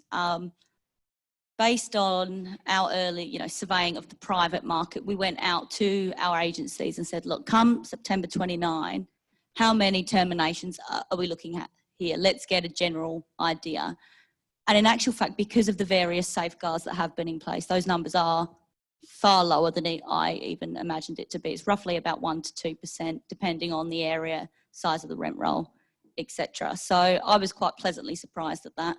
And there's generally two reasons. It's one, the owner needs the property back, whether it's for them to live in or they're going to have to sell, or it's rent arrears, most of which in fact was already in arrears post-COVID. And of course, those issues have been exacerbated as the debt continues to accrue. So again, it's, well, what do we do to fix this? How do we find a solution? And it's, where is there a pot of money already that's not being utilised? And in fact, the rent relief scheme, $30 million was put aside, of which, Trish, correct me if I'm wrong, but the last time I checked the figures, it was only about $2.5 million of that had been utilised. Let's say $3 million, and that'll hopefully get us through. So there's another $27 million not being utilised. Again, in land tax rent relief over the commercial side, $100 million was set aside, of which, again, last time I checked, only about $6 to $7 million has been utilised. So there is a pot of cash of, say, $100 million there. Treasury have done the numbers. It's sat there, what can we do? And I would like to see, well, half of the tenancies that will be coming to an end come September 30 are because of rent arrears. So how do we navigate that? Well, there's a pot of money there. Let's pay off people's debt. They're no longer in arrears. Therefore, there's no reason to terminate that tenancy. The others whose tenancy has already lapsed and they're now periodic, well, if their rent is also reduced, perhaps the landlord, or lessor as I prefer, is far more likely inclined to renew that tenancy now that there's not a debt overhanging. And those that do still find themselves looking for another tenancy are not carrying that debt with them as well. So there's a pot of money there. We just need to find the right way, a targeted way to make sure we're not overspending. But there's a pot of money there. Let's use it. Okay, we've got one more question. And this is the last one, and this has been a great discussion. Thank you everyone so far. So I've got a question here from Brad Ferran, who's been very patient. He lodged it half an hour ago, so thank you, Brad.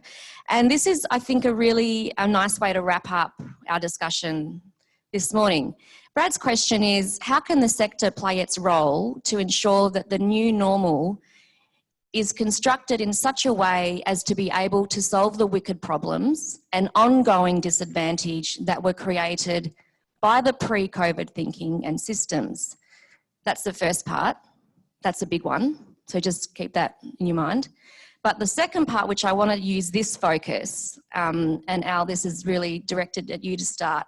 How do we all ensure that the voices of lived experience of disadvantaged and marginalised people so Tina, your clients and residents as well, are strongly at the centre of the design of the new normal. What a philosophical one to end on. Please go for it. I think I'll focus on the second part of that, Lisa. I think that's a fantastic question, because one of the real positives for us to come out of this is the importance of that lived experience. Now, we have systems in place anyway to ensure that we're consulting with tenants and residents, but we realised what a great role people can play in their local communities. And we actually relied a lot on tenants and residents at the small complexes and the lodges to deliver services, and they came up with some amazing ideas themselves. In Fremantle, for instance, where people weren't able to leave the large lodge, so there's a whole program of cooking and exercise and art workshops and things like that. And we've also really strengthened our structures for, we call them reference groups. We have a First Nations reference group, a tenant reference group, a resident reference group, and there'll be others to come, and linking that feedback up to our committees and board. And I think because this was such a high profile issue, the board are even more interested and involved than they've ever been, and they now want to be much more connected with our consumers. And I think that's been a really fantastic and positive outcome, and we will build that into our work going forward. Thanks, Karen. Tina. So obviously, you know, Aboriginal people, we know what we want. We know how to fix our problems. We don't, and that's the whole point of Noongar Mai Mai, is that all our tenants are Aboriginal. They're all Noongars, and they tell me, you know, why don't you do this or that? And we help them. We go into their homes. We talk to them. We know what we're connected relationship wise. And that's how we develop a rapport with our tenants, and they come to us. And I think that's what we're missing, is that, you know, we're human. When it comes to private real estate, Aboriginal people don't even get looked at. And that's a fact. I know people right now that have done 13, 14 applications for private rental, you know, and they're coming to us to help, if we can help them. Because look, we do have properties that we own and we can rent them out to people that are working and so forth. But, you know, so I just wanted to sort of bring that back. Yeah. Thank you. Anyone else? Alan. All too often, at the moment, lived experience are invited to the table for dessert. They're actually not there, you know, for the entree. And it's very, very important that you really do embrace the new toolkit that is imminently going to be released to embed, and I really mean embed, some of the lived experience people in your organisations and in the community. And, you know, there are some who really do have some fantastic ideas. They just need developing. They need somebody to mentor them to actually bring those ideas to fruition, not just the rolling of eyes that happens quite often because it's so far out of the norm and for that particular organisation. So, you know, things like shared equity, we have that in the community housing space. Well, why can't we have that in the private rental space as well? You know, people who are moving every 12 months, the cost associated with moving every 12 months is phenomenal. And it just shouldn't be that way. We are actually perpetuating the problem. The definition of madness is continuing to do the same thing and expecting a different result. So we do need to bring those lived experienced advocates into your organisations. You need to give them a little bit of leeway as well and free thinking to be able to change the narrative, to change the systems, and to deliver the outcomes that clearly everybody wants. So, you know, what is stopping us? Everybody wants these things to happen, but what is stopping us? Fantastic. Tiffany. So I'm going to address the first part of the question because this is a little bit close to my heart, because I want to see a new normal. I don't want us to go backwards. I want to take advantage the silver linings that COVID presents, and you know, using the old adage, never waste a good crisis. I think there's a real opportunity in this, but it takes passion, energy and drive. It also takes us to leave our egos at the door. It also takes us to stop competing with each other, stop pointing at each other, start holding each other's hand and doing it together. We will fail forward, we will make mistakes, but we have to take a step. Instead of thinking what will or won't happen, just start doing those things. And I think, you know, if we can all do that together and leave all of that behind us, that's how we start making a difference to a new normal. We start behaving differently. Fantastic. Might hand back now to our MC to close off the event. And we're right on schedule. I knew that. Okay, so it's my job now and privilege to provide some wrap-up comments and then invite you all to lunch, and then also present some really special gifts to our panellists and a facilitator. But first off, I'd actually like to take a moment just to acknowledge that Gordon Cole, on behalf of the TKI elders who weren't able to be here with us at this event, gave us a really lovely welcome to Noongar country. So thank you, Gordon. I'd also just like to mention, it was remiss of me not to mention earlier, but we do have people attending through the Zoom across the whole of the state. And I'd also just like to acknowledge First Nations land across WA. Fred Penny was here this morning and he gave us a beautiful welcome and spoke of his own personal experience around not having a home. So for those of you who are here, you'd know that. Those who weren't, I encourage you to watch the recording when Heather puts it up online later on. I think though for me, and why this has been a really special morning, and having Gordon here as the chair, I think is critical.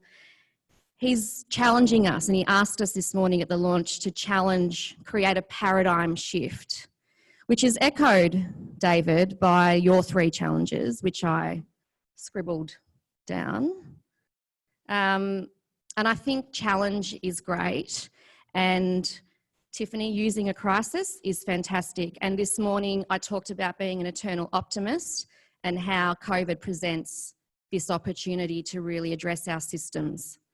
But I just want to recap on the challenges you posed, David, which are important, and they're more economic and financial challenges. But as we've alluded to in this conversation, there are already people in really serious financial distress accessing services around financial counselling, and that will continue over the foreseeable future.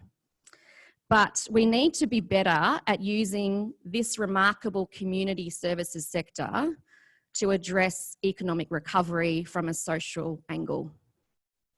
It's the care economy jobs, it's the services that all of you here in the room, those in this morning, those this week and those on Zoom provide to support our people when they are in crisis. But it's about using the knowledge and capacity of this sector to drive the recovery. So it's encouraging that the McGowan government released the social housing economic recovery package. And I love incorporating social and economic together. And I think that's what the new normal needs to be about. It can't just be about building roads. It's got to be about how we socially and economically recover together. Collaboration, David, was the other comment you made.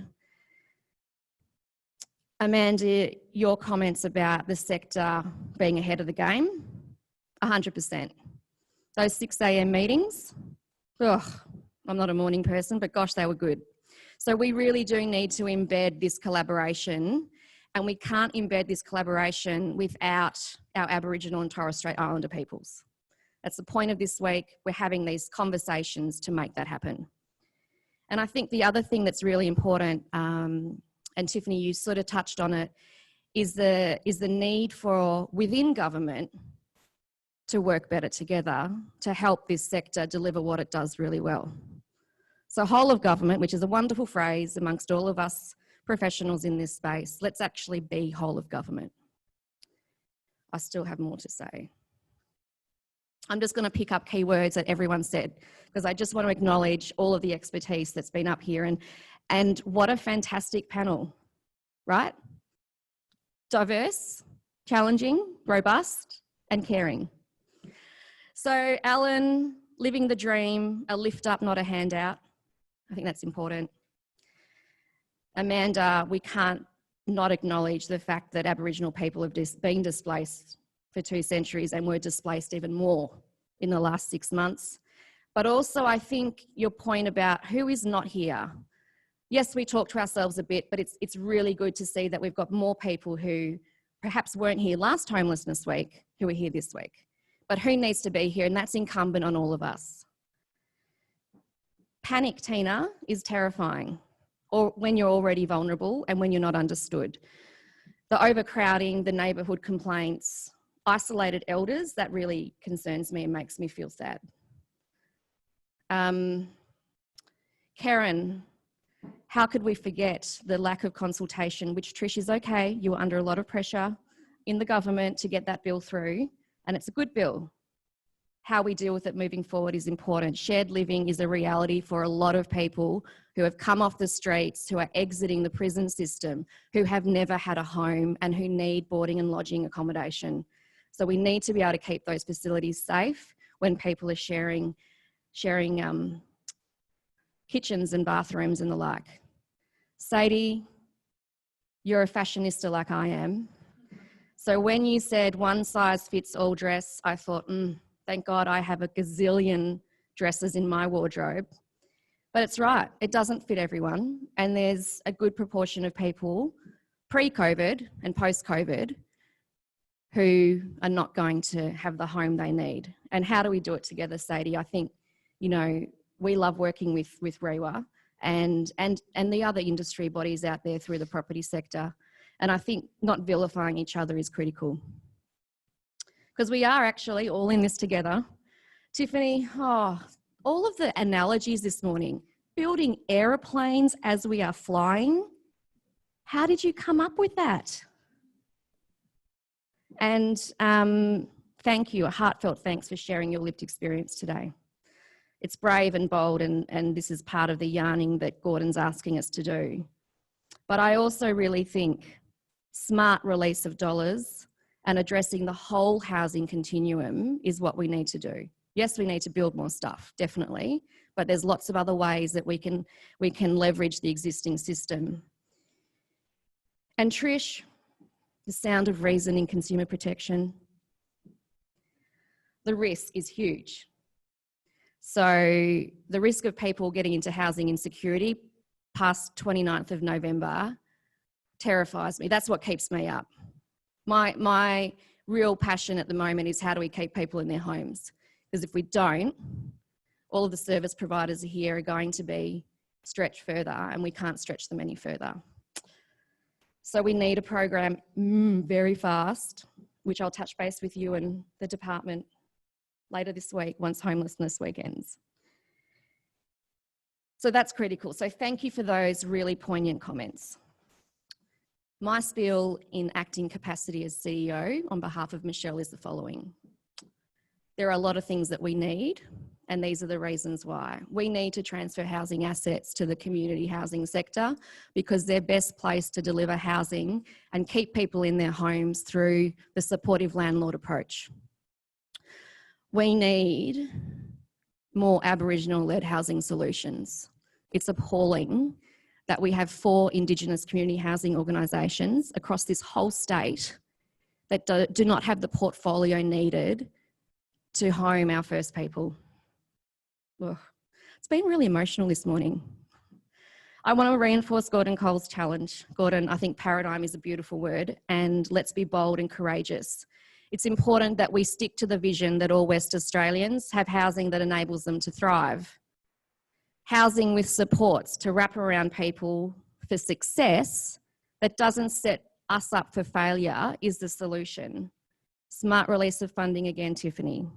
The time really is now, and there is a new normal in front of us, and it's a once in a lifetime chance to really make some meaningful change. We've got a bumper edition of events this week that the team's put on. So please join us for the remaining events. Journey mapping tomorrow with the Department of Communities, a phenomenal international guest speaker from Canada for a webinar at 9 a.m. our time, 5:30 p.m. Canada time. It's Margaret Foe. We've also got a Housing First session on Wednesday afternoon focused on First Nations. We then have a Housing First workshop, John, on Thursday here. And please make sure you do get along to some of the Danju Colini events this week that are happening in partnership with Shelter WA and the Alliance. So register on the website. Thank you so much for your time. I think this has just been so much fun. And I hope you all enjoy your day and see you this week. Thank you.